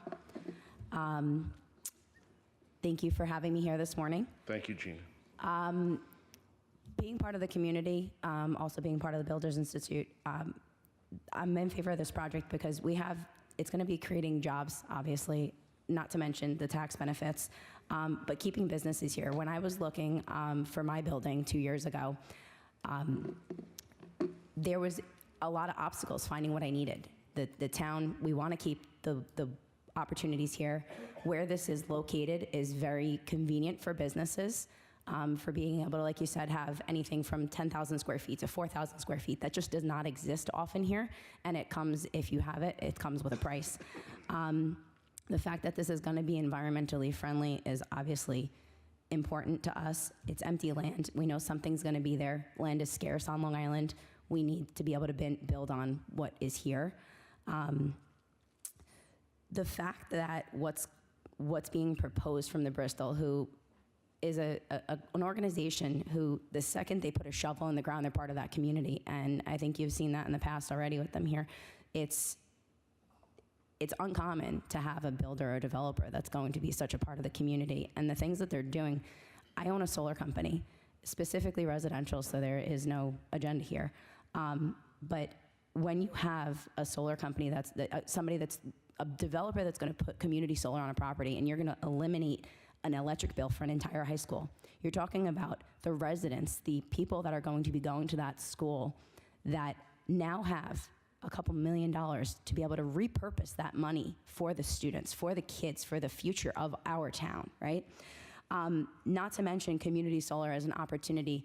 Anybody who is not a candidate for solar, anybody who does not have access to be able to afford solar, it gives you an opportunity to be able to actually have an opportunity to be able to get solar, get a discounted rate on your electric bill, which is unbelievable. And the fact that they're including that for our community is absolutely amazing. Lastly, I know you hear a lot of rumblings. I attend a lot of these types of meetings, and with the rumblings, you hear a lot of pushback on traffic and things like that. And I understand. We all want to be able to live in a good community. We want to increase the value of our properties. We want the tax revenue coming in, and those are all going to be things that come with this project. But aside from traffic, you have a property that's pitching downward. We don't have really a massive water issue. They've solved a lot of those issues that they brought, that the concerns have been brought to the table. But at this point, when you're dealing with these types of opportunities, the pushback you get from the community of the effect it's going to have on the life of, and the livelihood of people, they're not looking at the opposite side of the jobs it's providing. The fact that people can be able to keep their children here, raise their grandchildren here. I was, my daughter's right here, and I was on the verge of moving down south because I couldn't afford to live here. And I have to work 7 days a week to be able to do this. And you want to be able to keep the community together. And I really appreciate you guys giving me the opportunity to speak. Thank you, Gina. Just before Gina sits down, I just wanted to, off topic, but I wasn't able to attend the thank you recognition for Gina's company. Gina's company stepped forward and handled a very serious situation for the Zion AME Church in North Amityville. Those of you who know it, it's the very tall, roofed church that sits on Albany Avenue and 44th Street in North Amityville. They were working very hard. They suffered a lot of losses during COVID for a couple of the leaders of the church, and they had to repair the roof or the structure would have been taken down. We consider it to be a historical structure in the town. It's one of the first churches in the town, and Gina's company, she has a roofing company, and we reached out to her, and she was nothing but tremendous. And I wasn't able to be there to thank you that day when I know the church celebrated you. So I wanted to say thank you for the work that you did, and we appreciate you being part of the Town of Babylon community.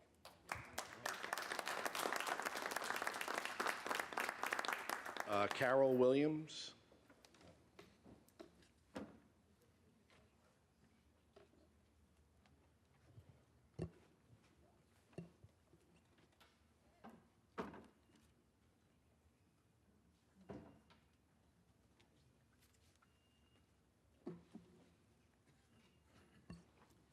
Good morning. Good morning. I'm here because I live on 27th Street. Just state your address, Carol. Yes, 186 North 27th. Thank you. Yes, I'm here because I live there. I live behind a sign that says Wheatley Heights, what a wonderful place to live. I don't think it'll be that wonderful if you build a structure there. It's a huge mammoth structure. It's not a small thing. It's larger than the USA Cannon building, this is twice the size of that. This is not something that you normally build in a residential area. This you might put over there near the highways or something like that. You're changing the zoning rules just to do that. I think that's not right. We have the ability to breathe clean air, our water, what we bathe in, what we drink. I would like to continue to have that kind of an environment around me. I don't know what my house will be worth if you put something like this there. I want you to consider that when you take this into the decisions you decide to make. I want to continue to live there. I've lived there for about 34 years. I would like to be able to do so longer. I thank you so much for your time. Thank you. I guess it's Robert Lotz. I think that's an L. You already spoke. Oh, Robert Lotz did? Oh, so I'm sorry, Robert Lutz. Oh, okay, this is second card. No, I think the gentleman said Ridge Road on Robert Lutz. This is 82 Colonial Springs Road? Oh, Robert Eats, I'm sorry. There you go.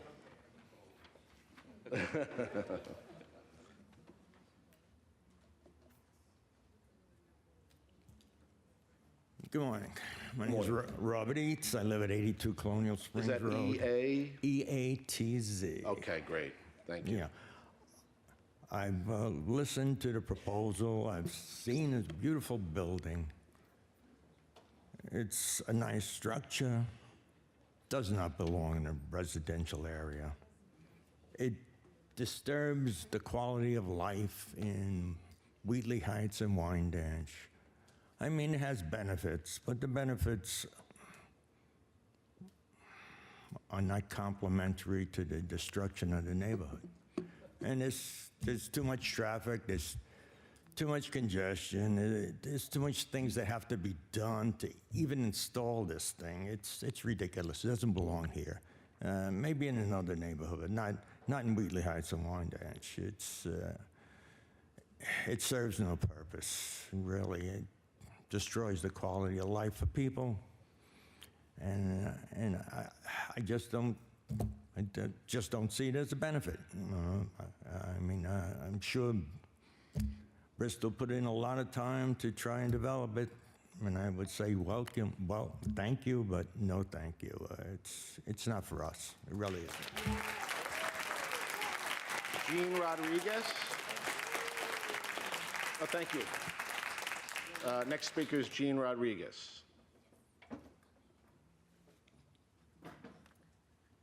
Hello, my name is Jean Paul Rodriguez. I live at 153 North 28th Street of Wheatley Heights, Wyandanch. Is there any way you can put the plan back up, please? So I initially attended the Zoom meeting for this a few years ago, and that's not what you guys showed us. In the original meeting, the little corner over there where you moved it, the capturing water zone, was all along the Wheatley Heights and at the front on Little Neck Road. You put it in an area that actually floods. When I moved into the area a few years ago, that area in that corner used to flood every time it rained. All the water goes downhill. That is the bottom of the hill. It is the best place to have that, but not the best place for that community. She was correct about saying that that's not a good spot. Initially, where you had it, on Little Neck Road was ideally the best location just because it's away from residents. You're putting to capture all the runoff from your construction where you have residential. That's not exactly the best location. You had extended their setback, but not ours. So in terms of having an equal side on both sides, you should do that to both. Before it was equal. So what you did is you had meetings with Wheatley Heights residents and not Wyandanch, which is what I'm seeing. So I can see you tried hard to accommodate everybody, but you only saw us once. Then you took your comments, went to the Wheatley Heights guys, and they had more comments, and now this plan flipped in their favor. So it really doesn't benefit my community, which is the Wyandanch community. I'm kind of disappointed that you guys didn't reach out to us. I actually am a landscape architect by training, and I work for the Parks Department. There was no more feedback to that one meeting. I am saddened to see that. Working for the city, that would have never happened. Well, that's what today is designed for. No, it's not. You guys had one meeting with our community, and that meeting shows a whole completely different plan. I will send you an email because I took a picture of that Zoom meeting, and I have it in my pocket now. Mr. Rodriguez, let me just give you some information. What today is designed for is to hold a public hearing.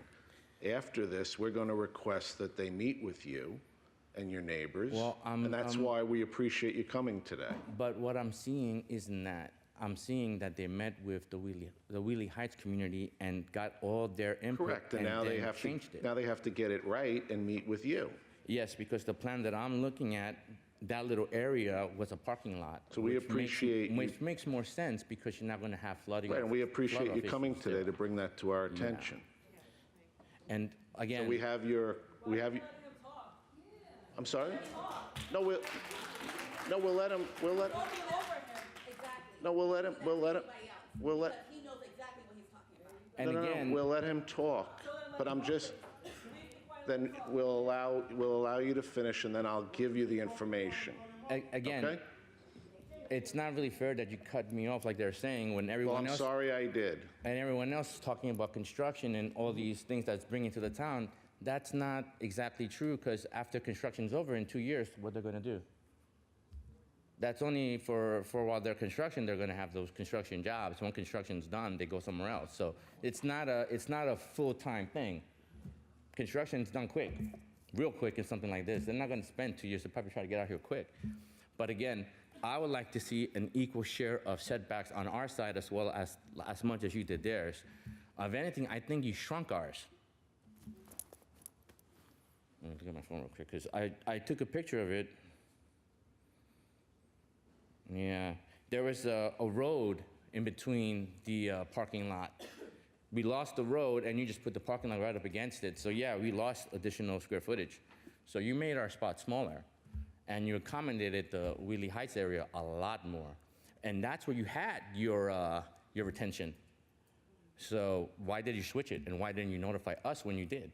You should have told us, hey, we got this feedback, or at least gotten both communities together so we can properly kind of come up with a better solution. I kind of feel that was missed. So I don't see it being equal. It's one-sided right now. I hope you can fix that. Oh, and I'd also like to see a lighting study just because we have parking on our side.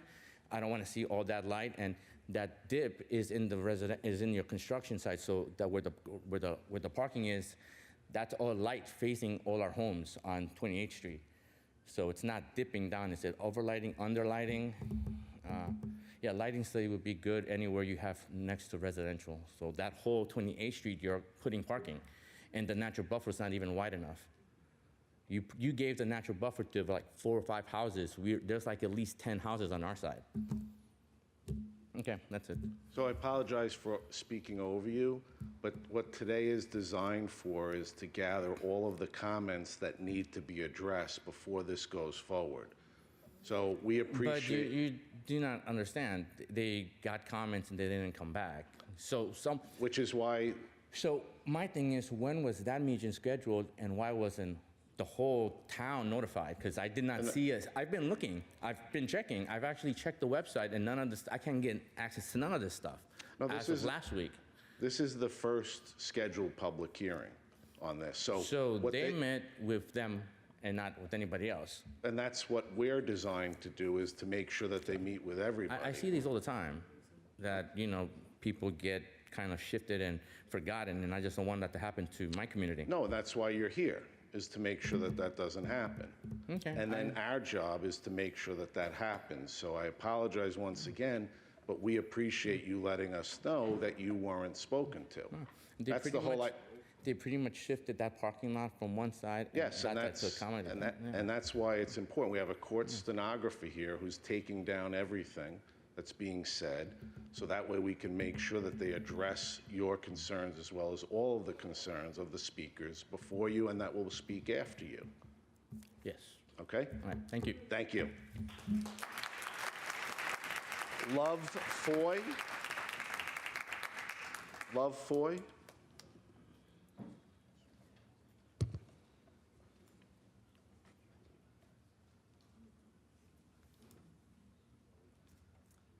Good morning, everyone. Thank you for having this so that we could, speak our minds and let you know how we feel. My name is Love Foy. I live at 44 Foxwood Drive in Whitley Heights. So I just have a few comments. I want to thank the taxpayers, the concerned taxpayers of Whitley Heights for informing us of this meeting today. I had no idea that this was even happening. So I appreciate the flyer and I appreciate the email. So I have a few things I'd like to say. Number one, we have a beautiful residential neighborhood, Wheatley Heights, Wyandanch area. We will never recover from this if you build this monstrosity, because that's what I think it is, a monstrosity in our beautiful neighborhood. It, as the gentleman said, it just has no place there. We are purely residential. We are a community. Some of my family and friends, when they come to visit, they call us the Mr. Rogers neighborhood. Imagine putting this thing in the middle of Mr. Rogers' neighborhood. I mean, it doesn't even look like it belongs there. Number two, we are a very diverse community, many people of color. New York has a horrible track record of destroying Black and brown communities with commercial and residential properties. This has been done over the generations. And I'm wondering if the council thought about bringing in the NAACP maybe, bringing in some people that have history and understand what happens over time when this happens. Have you spoken with them, discussed what are the long-term, short-term effects of doing this? It's interesting to me that everybody here presenting is not a person of color. And I don't think that any of them live in Wheatley Heights or Wyandanch. And I wonder if any of them would build this in their communities. Okay.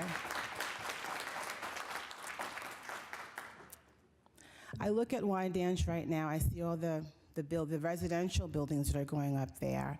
I've lived in the neighborhood since 2006, and I know that Wyandanch itself suffered from, commercial or I guess industrial land that was kind of abandoned and left to become sort of in disrepair. So it boggles my mind that you are, in one essence, trying to rebuild and revitalize Wyandanch by bringing in residential homes and park space, and then you're going to go build this thing. It just makes no sense to me. There's no sort of like understanding there outside of these people building this thing, making money from it. Long Island right now needs residential properties. We have young people who are graduating from college, can't afford to live here. We need residential properties. We do not need commercial property. Melville has tons of unused space. Tons of unused space. The businesses that are gonna go here, why can't they go over in Melville? I think what I heard, I think they're thinking about turning that into residential space, but maybe put the businesses over there. It's already commercial. It just makes no sense. Makes no sense at all. I'm wondering if the council had a chance to speak to the residents of some of the other communities where they've built these monstrosities, like the one over in Melville by the Amazon. When I first drove by that, I just thought it was the ugliest thing, and I said to myself, I wonder what the community said about this. And I know that there is a temple. I think there's a temple across the street from there, and then there's also a sort of residential, a closed-in residential community, and I'm wondering if you've spoken with any of those people to ask them what they think about living and having their place of worship across the street from something that looks like this. I know some people said it was beautiful. I don't think it's beautiful. And the clouds and the pretty skies don't make it any more beautiful. So I'm wondering if you had a chance to talk to any of the people who live next to one of these and just get feedback from them about how they feel, about how it has affected their community and their daily lifestyle.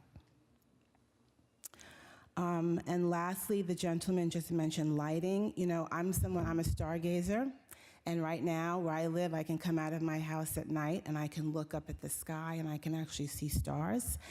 And I'm curious about the lighting around something like this, if it's going to affect, you know, our ability to see the night sky at night. So those are just some of my concerns. Thank you. Great, thank you. Margie Robinson.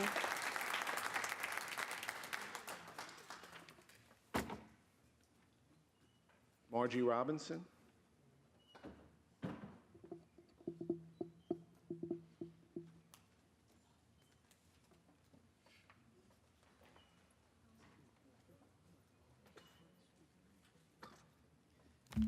Good morning. My name is Margie Robinson. I'm from Flushing, Queens, 42-16, 156th Street. The reason why I'm here, it has to do with the pine lawn graves in the cemetery.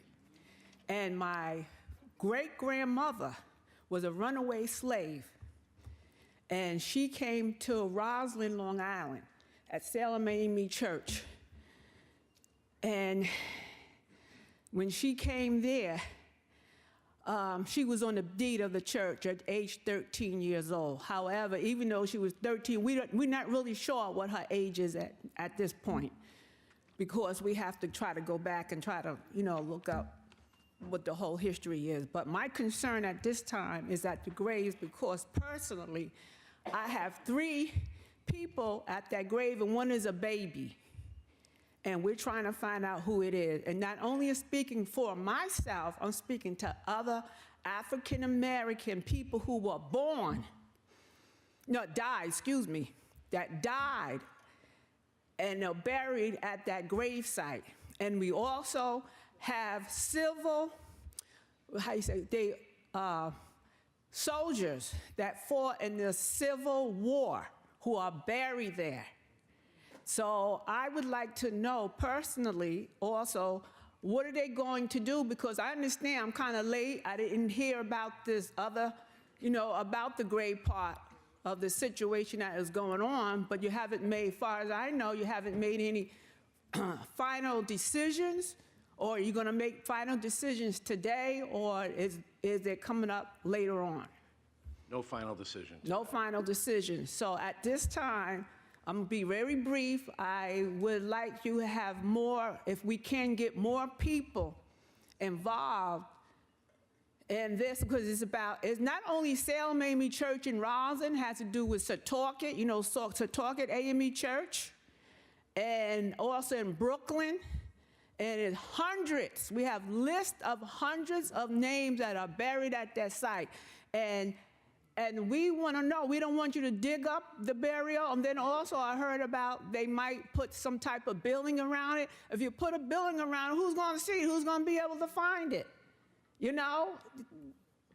So we want our people to be treated as they should. And thank you for your time. Thank you. Lenny Minervini.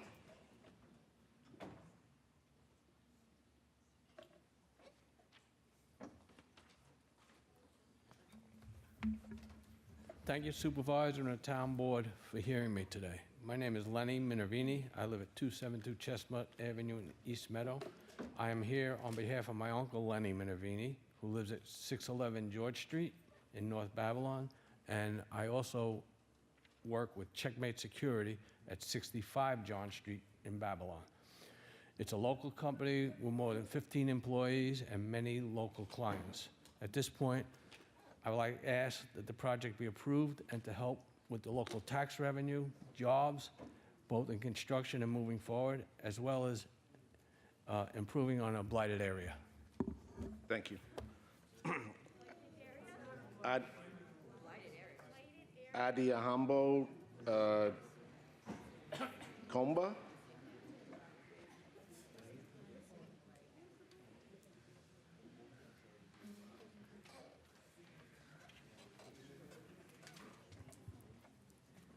Good morning. My name is Adiambo Komba. I live on Westwood Village on Devon Lane. That's the development that runs alongside Little East Neck Road. And I guess I'm one of the rumblers, but I am a resident, and as Sandy Thomas noted earlier, we are probably going to be impacted significantly. I have a small concern. So as there are two access points into the development, one is Charleston, that's the one I use most frequently. At any given time, specifically in the morning or in the evenings, if you're trying to make a left, it's often difficult. And looking right, you're already sighted.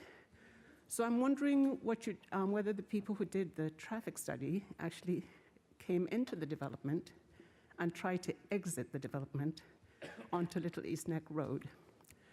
You've made changes to Little East Neck Road and Colonial Springs Road to accommodate more traffic on Little East Neck Road. So that means that we will be impacted significantly. So typically, if I want to make it onto Long Island Avenue to go to Southern State, I need to clear the bridge, the railroad tracks, by 5:30. If I'm running a little late, I then have to take a more circuitous route and go to Route 110. And that's currently. So imagine when the traffic is increased threefold, fourfold, how that is going to impact us. So I see that you have relocated the entrance to the park. Do you plan to relocate those two access points into the development? And if not, what are you going to do? Thank you. Okay, thank you. Martai Dalia. Martai Dalia? Is that you? Is Martai Dalia here? No? Okay, we can come back if she's not here. Kevin Hessian?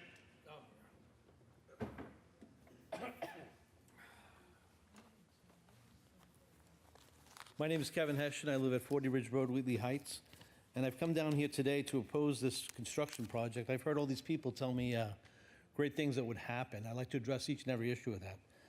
This solar generation, are you just going to pipe that into the high school, or are you going to give that to the local grid? Because I have solar on my house, and it serves me greatly, but it doesn't benefit my neighbors at all.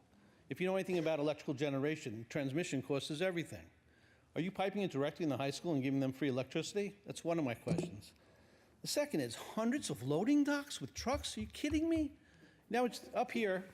You have the recharge area on the upper right, and right above that you have the water station for Wheatley Heights. All the brake dust, all the oil, all the antifreeze that spills in that lot is going to go into your recharge basin. It's going to go into my water supply. As far as the technology center, this isn't a technology center. This is a waste dump transfer site. Let's not kid ourselves. As far as the sound mitigation, lots of trees. I hear you're very generous with our own land, giving us a perimeter around the property. Who here at night can still hear UPS in Farmingdale? I can, and this is a lot closer. This place will be lit up with floodlights, causing light pollution. The traffic jam will be endless and never ending. The poisoning of our water. Who in Bethpage voted to have dioxazine 1,4 put in their water? No one. Rich, we're holding you accountable right now. Don't poison our water. It's that simple. I remember in Wheatley Heights when they said they were going to Camp Kaufman and build baseball fields, and they had all these trucks come in. They had a conga line of trucks that destroyed the road and mined the fields and took all the sand, and they said they're going to put baseball fields and tennis courts for the kid.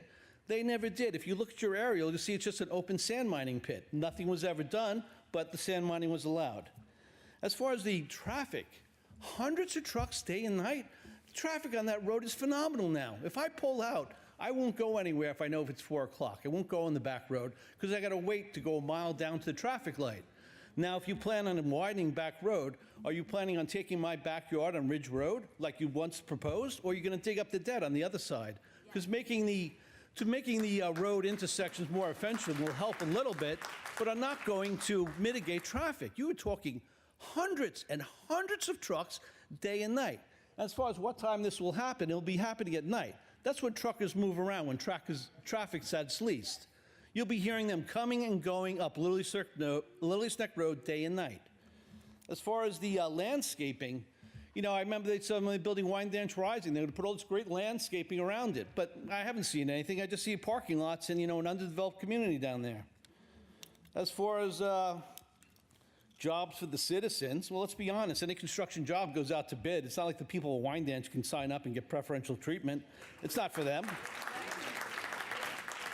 As far as tax reductions, they told me when they put in the red light tax, they get hundreds of millions of dollars in traffic. I'm like, that's great. My taxes should disappear with that type of income. Nobody's taxes will ever go down in this town. We just don't want them to go up as fast as they have been. This project is ill thought out.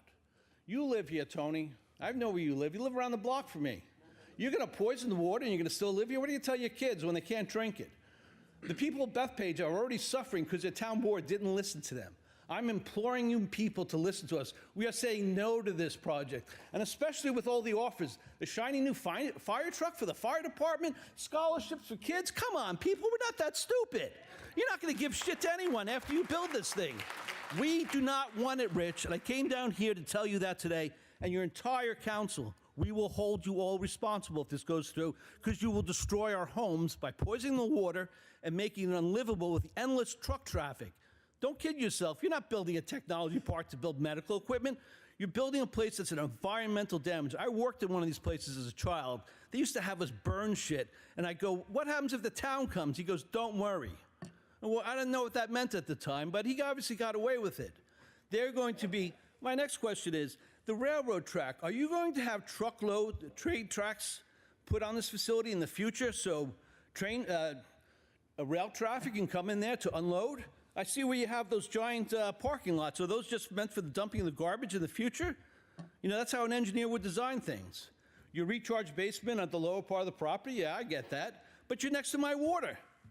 Have you ever thought of that? And what goes in the recharge? This is a huge cement field that just washes runoff of any garbage that they're moving here. They'll dump garbage here in the daytime, they'll sort it, they'll pick it up, they'll move it out by truck. That's why it has bays. No one's going to be building medical equipment here or building future things. It's just it's a land grab at our expense, and we won't have it. Thank you for your time. Thank you.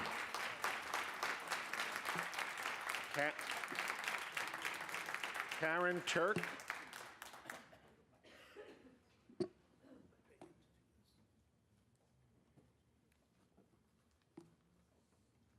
Good morning.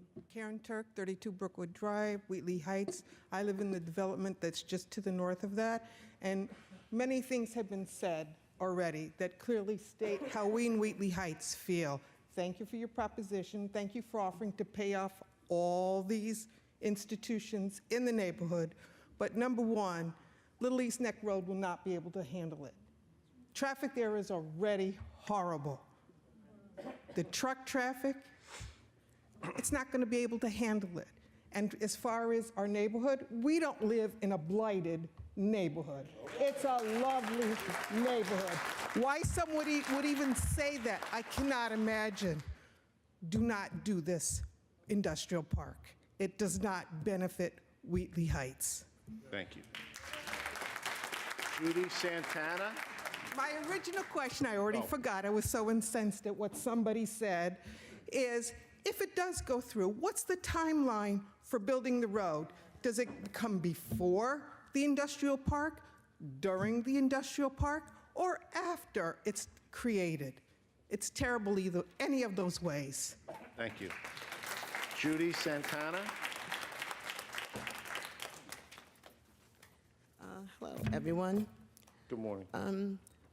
My main concern is that Miss Judy, just state your address. Okay, 78 Ridge Road, and I live right off Little East Neck. North of the park on Little East Neck Road, daily cars cut through because of the traffic to get to the other end, and they come through flying. there's a lot of kids on the corner that the bus picks up every day and return them every day throughout the neighborhood. And I see these cars flying. Even walking my dog, people cut through and an accident can happen, and that's what I foresee. Right now, when the traffic is built up, as I said, people continue to cut through, and I'm just wondering what's going to happen. How can you stop it when you build this place here? They're going to cut through automatically to keep from being losing their time or getting late to where they have to go. My next question is, will our taxes go up or will they be decreased? That's it. Thank you. Maxie Lau O'Keefe.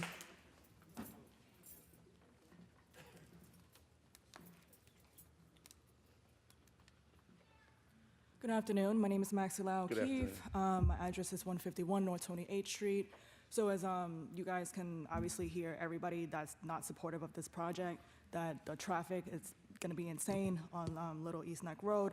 So we obviously, you know, living in the community, we take that that street like literally religiously to get home. So with that being said, even though they're, you know, putting in like 2 lane each way and whatever they're going to do, just the same thing with the amount of traffic that's going to build and the amount of trucks that's going to be there, you know, day and night, it's just going to be like a never-ending story. Now, I obviously, like I said, I live on 28th Street with the train passing through. Our land, my house, I'm sure everybody on North 28th Street knows, the house vibrates a little bit. So with that being said, when they built this project right in front of directly in our house, with all the trucks, hundreds of trucks going through, is that gonna be like, just, you know, vibrate insanely every single day with the amount of traffic going through? If, you know, if the space is gonna be occupied with, I'm sorry, however many bays it's gonna be there, excuse me. And again, well, not again, I'm sorry. So 10 years ago, I bought my house. I moved from Nassau to Suffolk. And the first thing that I, you know, came and saw the area, I fell in love because the street that, that I live on, directly when we look at it across, it's just a beautiful field. The cemetery is all the way towards the front. So in front of our house, you just kind of see like a park fenced in by pine lawn, which is great. So I, you know, told myself, you know what, if I'm gonna raise my family here in Wheatley Heights and Wyandanch, this will be a perfect area. This is gonna be a perfect location. So 10 years ago, I decided and I bought my house there. But now I'm literally starting my family and I can't imagine how it's going to be with the noise, with the pollution, with everything that's gonna happen with my future family living here. And I don't know, like, it sounds horrible, but it makes me want to leave. And then on top of it, as everyone knows, the Wyandanch School District, it's crap. Okay, from when I looked at it, it was like a scale 1 compared to a 10.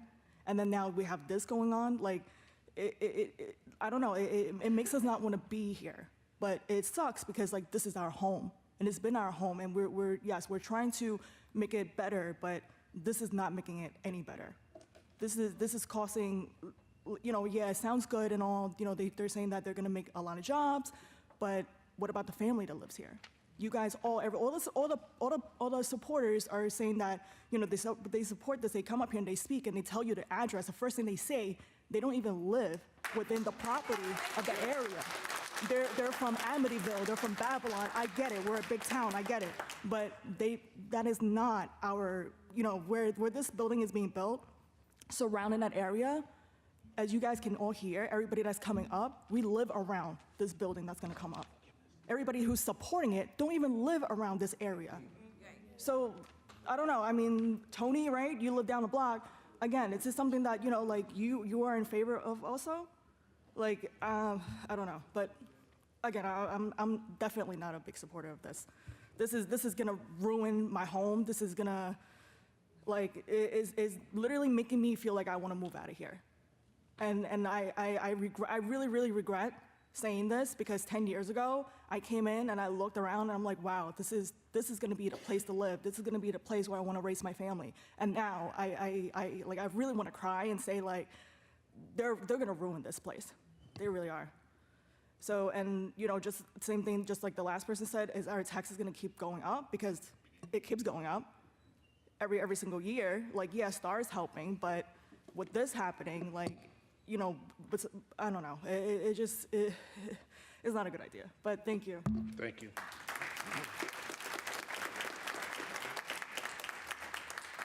I'm going to call again Mortoli Dalia. Is that person here? No? All right, so that person left. Chris Black.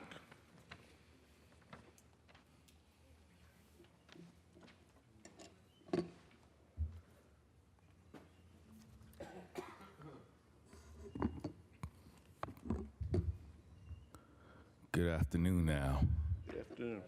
It's no more in morning. My name is Chris Black. I'm the president of the Concerned Taxpayers of Wheatley Heights Dix Hills Civic Association, Incorporated. I'd like to first say thanks to the Bristol organization for meeting with us, working and hearing our concerns within the community. Ms. Tracy Edwards, as being a person that is a person that hears our concerns and brings it back to Bristol. Good morning, Mr. Schaefer. Good afternoon, Mr. Schaefer.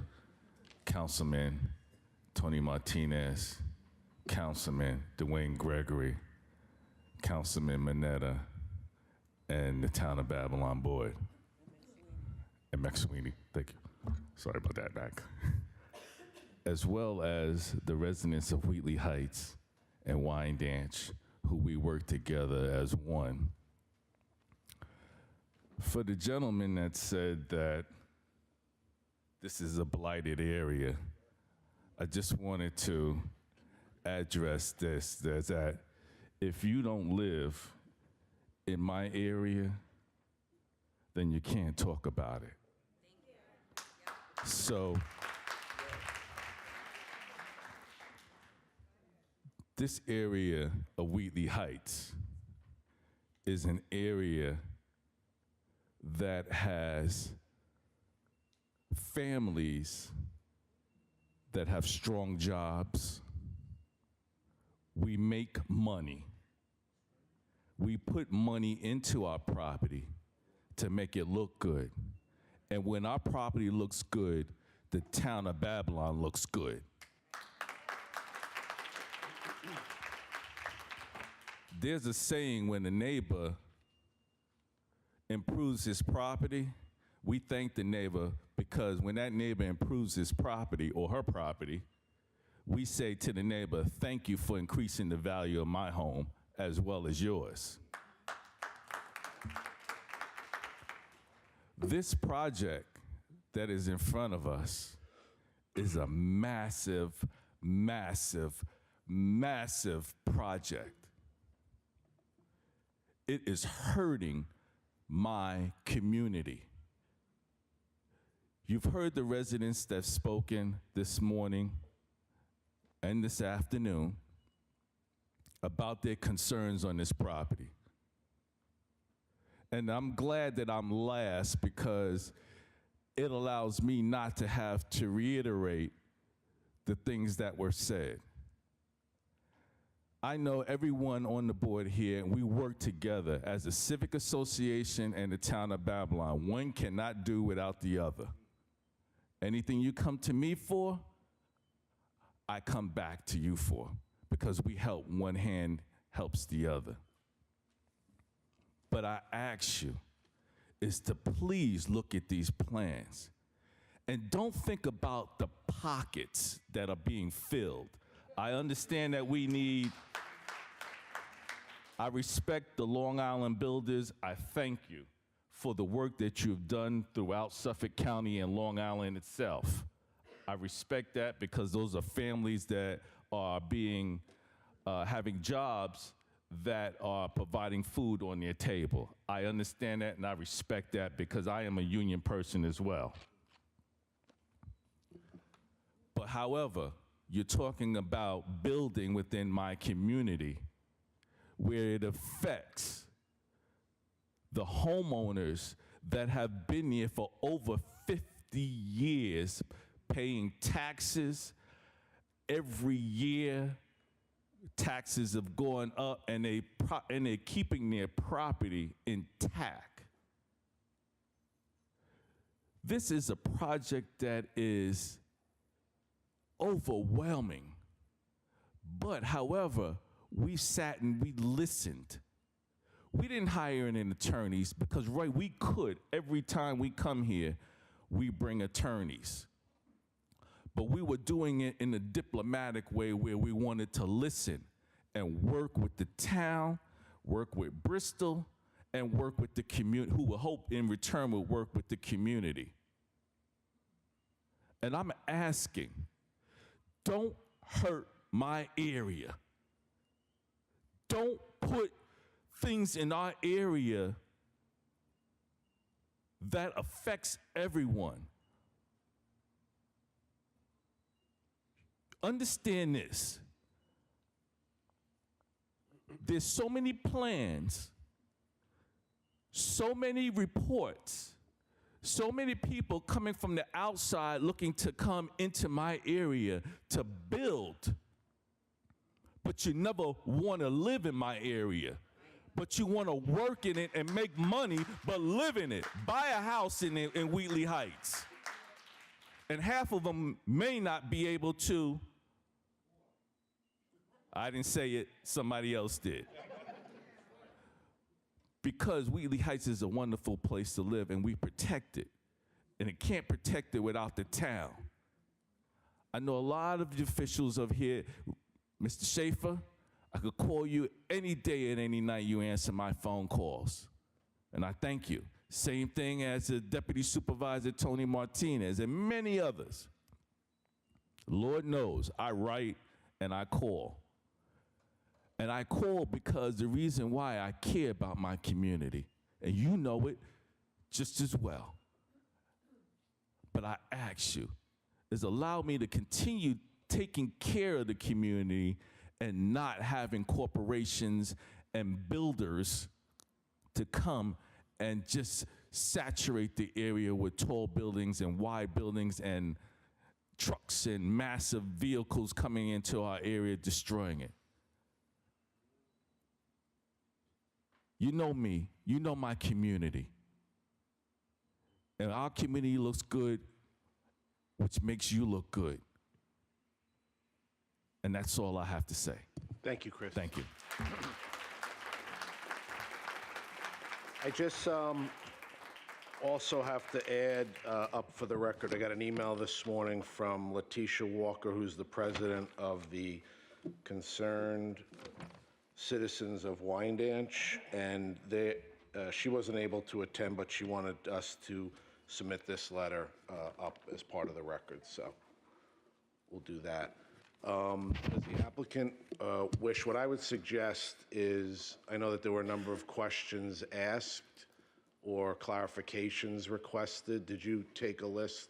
I'm sorry, Diane? Rich, could you read that statement? Oh, sure.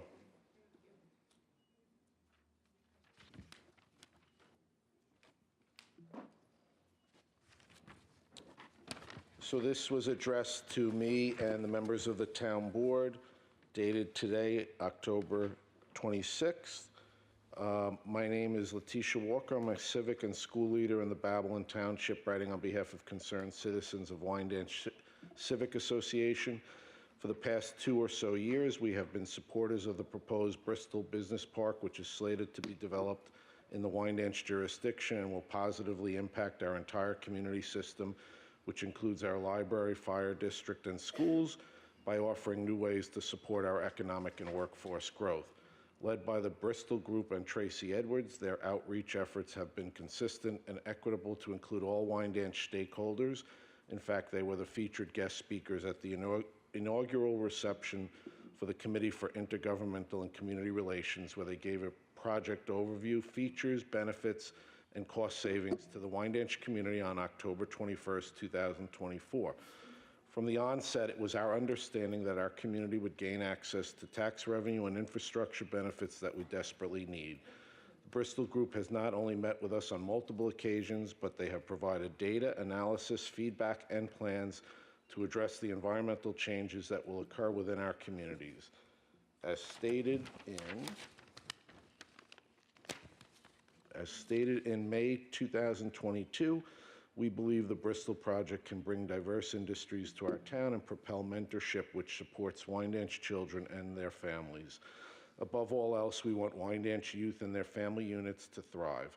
We believe that Tracy Edwards and the Bristol Group have been transparent and honest about their construction plans, and we will stand in support of their effort. Concerned Citizens of Wyandanch Civic Association is dedicated to promoting a cleaner, healthier community, and to achieve that, we need to advocate for smart building initiatives that drive long-term improvement.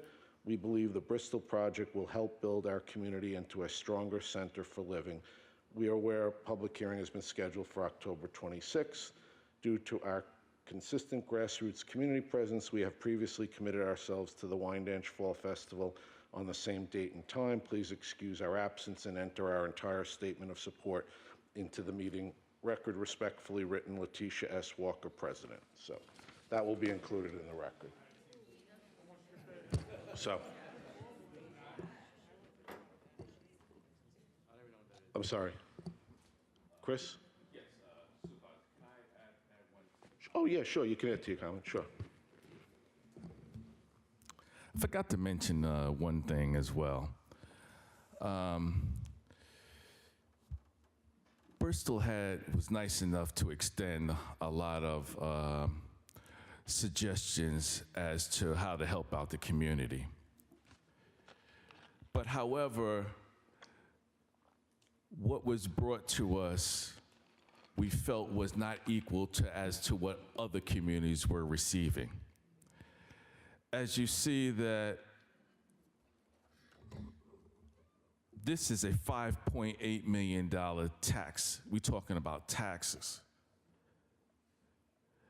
The tax benefits, correct. But however,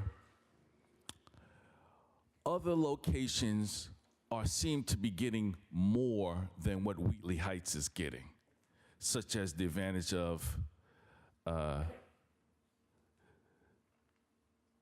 in Wyandanch, you're getting more tax incentives for the school, for the library, the fire department, ambulance corps, centers. Wheatley Heights is not getting anything but what was the small offering. So where we're asking is that since we are taking most of the burden of this project, is that we need to have more than what the others are getting, such as connection to the sewer line, connection to the gas line, something that is being allowed to be afforded within our community. Because right now, what you're offering, this massive project, is something that my community doesn't want. But however, at the end of the day, once you make that decision, of course, the town makes that decision. Think in mind as to what the needs that we can have to make our lives a little better as well. Thank you. Thank you. So thank you, Chris. What we'll do is, you have a list of the questions. What I'd like to do is get the transcript from the court reporter, and then we can have you respond to each of the questions. We have the speakers who spoke. We have your contact info. We have your, Diane?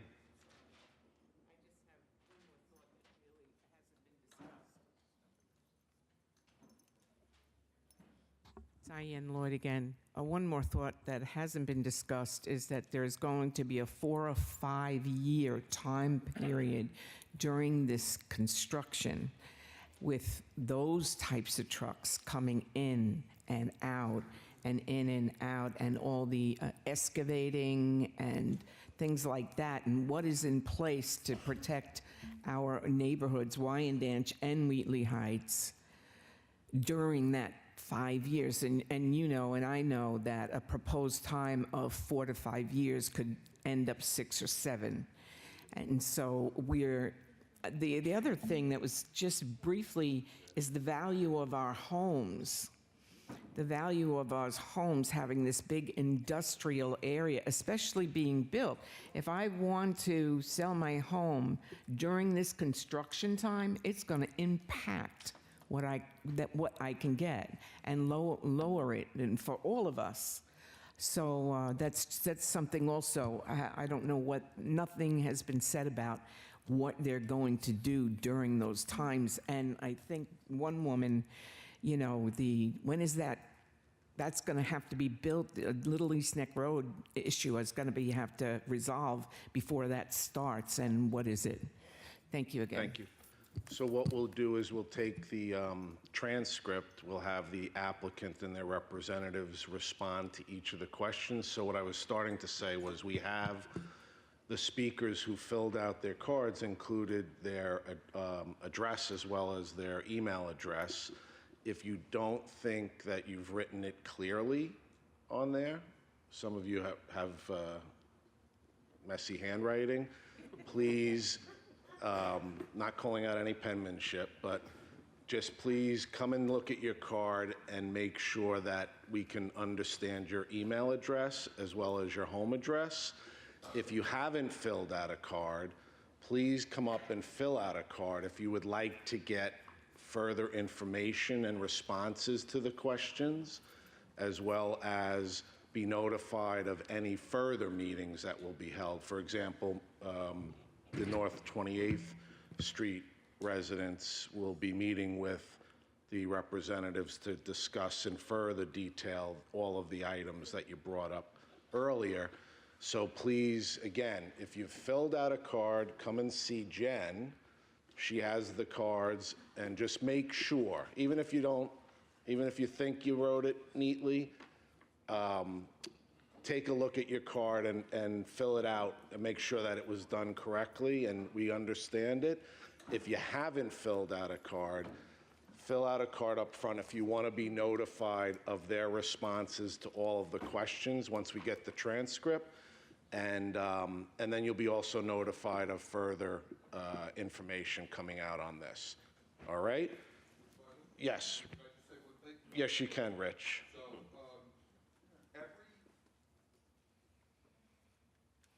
Every comment that was made today will be part of the final EIS. We will also include all those. Just explain what EIS means. Okay, so we've had a draft EIS prepared, which. No, just explain what EIS stands for. Oh, you don't I'm have sorry. to go I'm into sorry. a dissertation. I'm about sorry. it. I've been doing this too long. I've just saved you a half hour. Okay.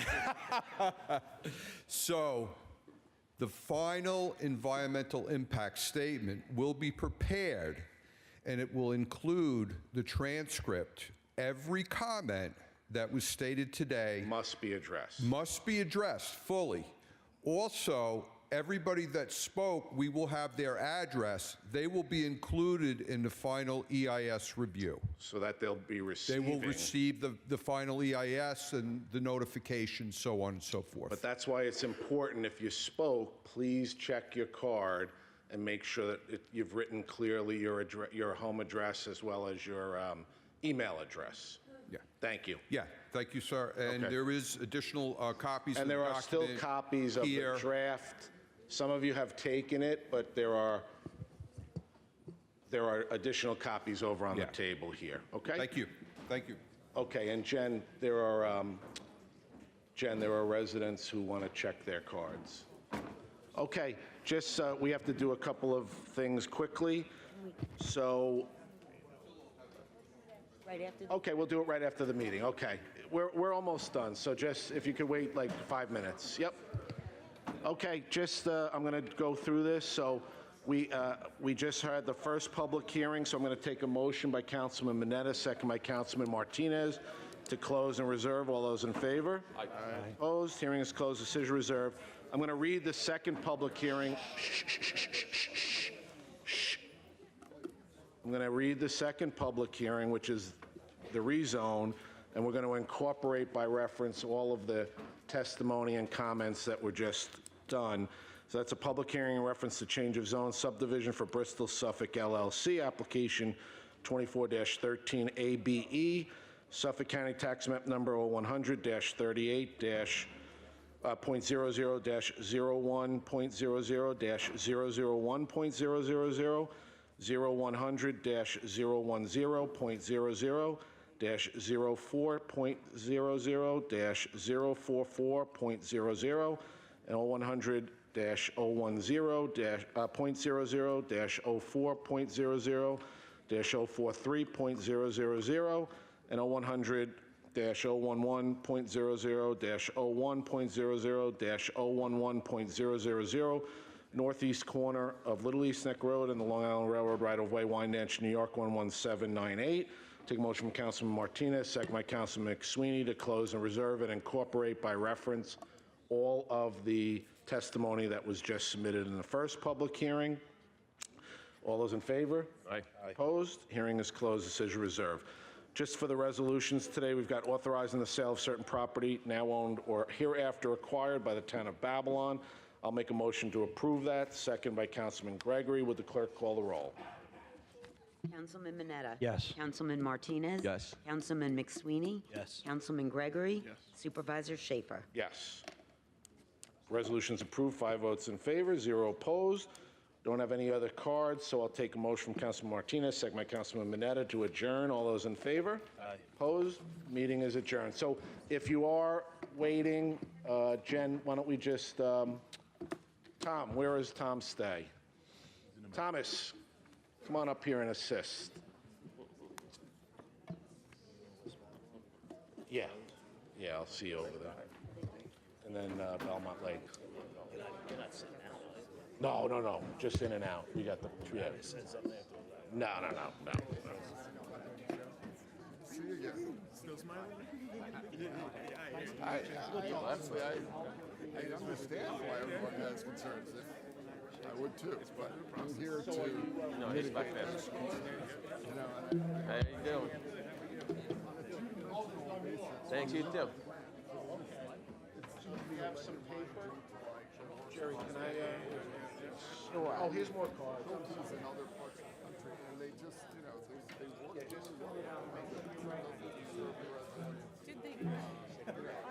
Yeah, he's in the back. There he is. Take care, Joe. Yeah, so they've recorded all the questions, and then we'll respond directly to each person who asks a question, so you'll get a response from us.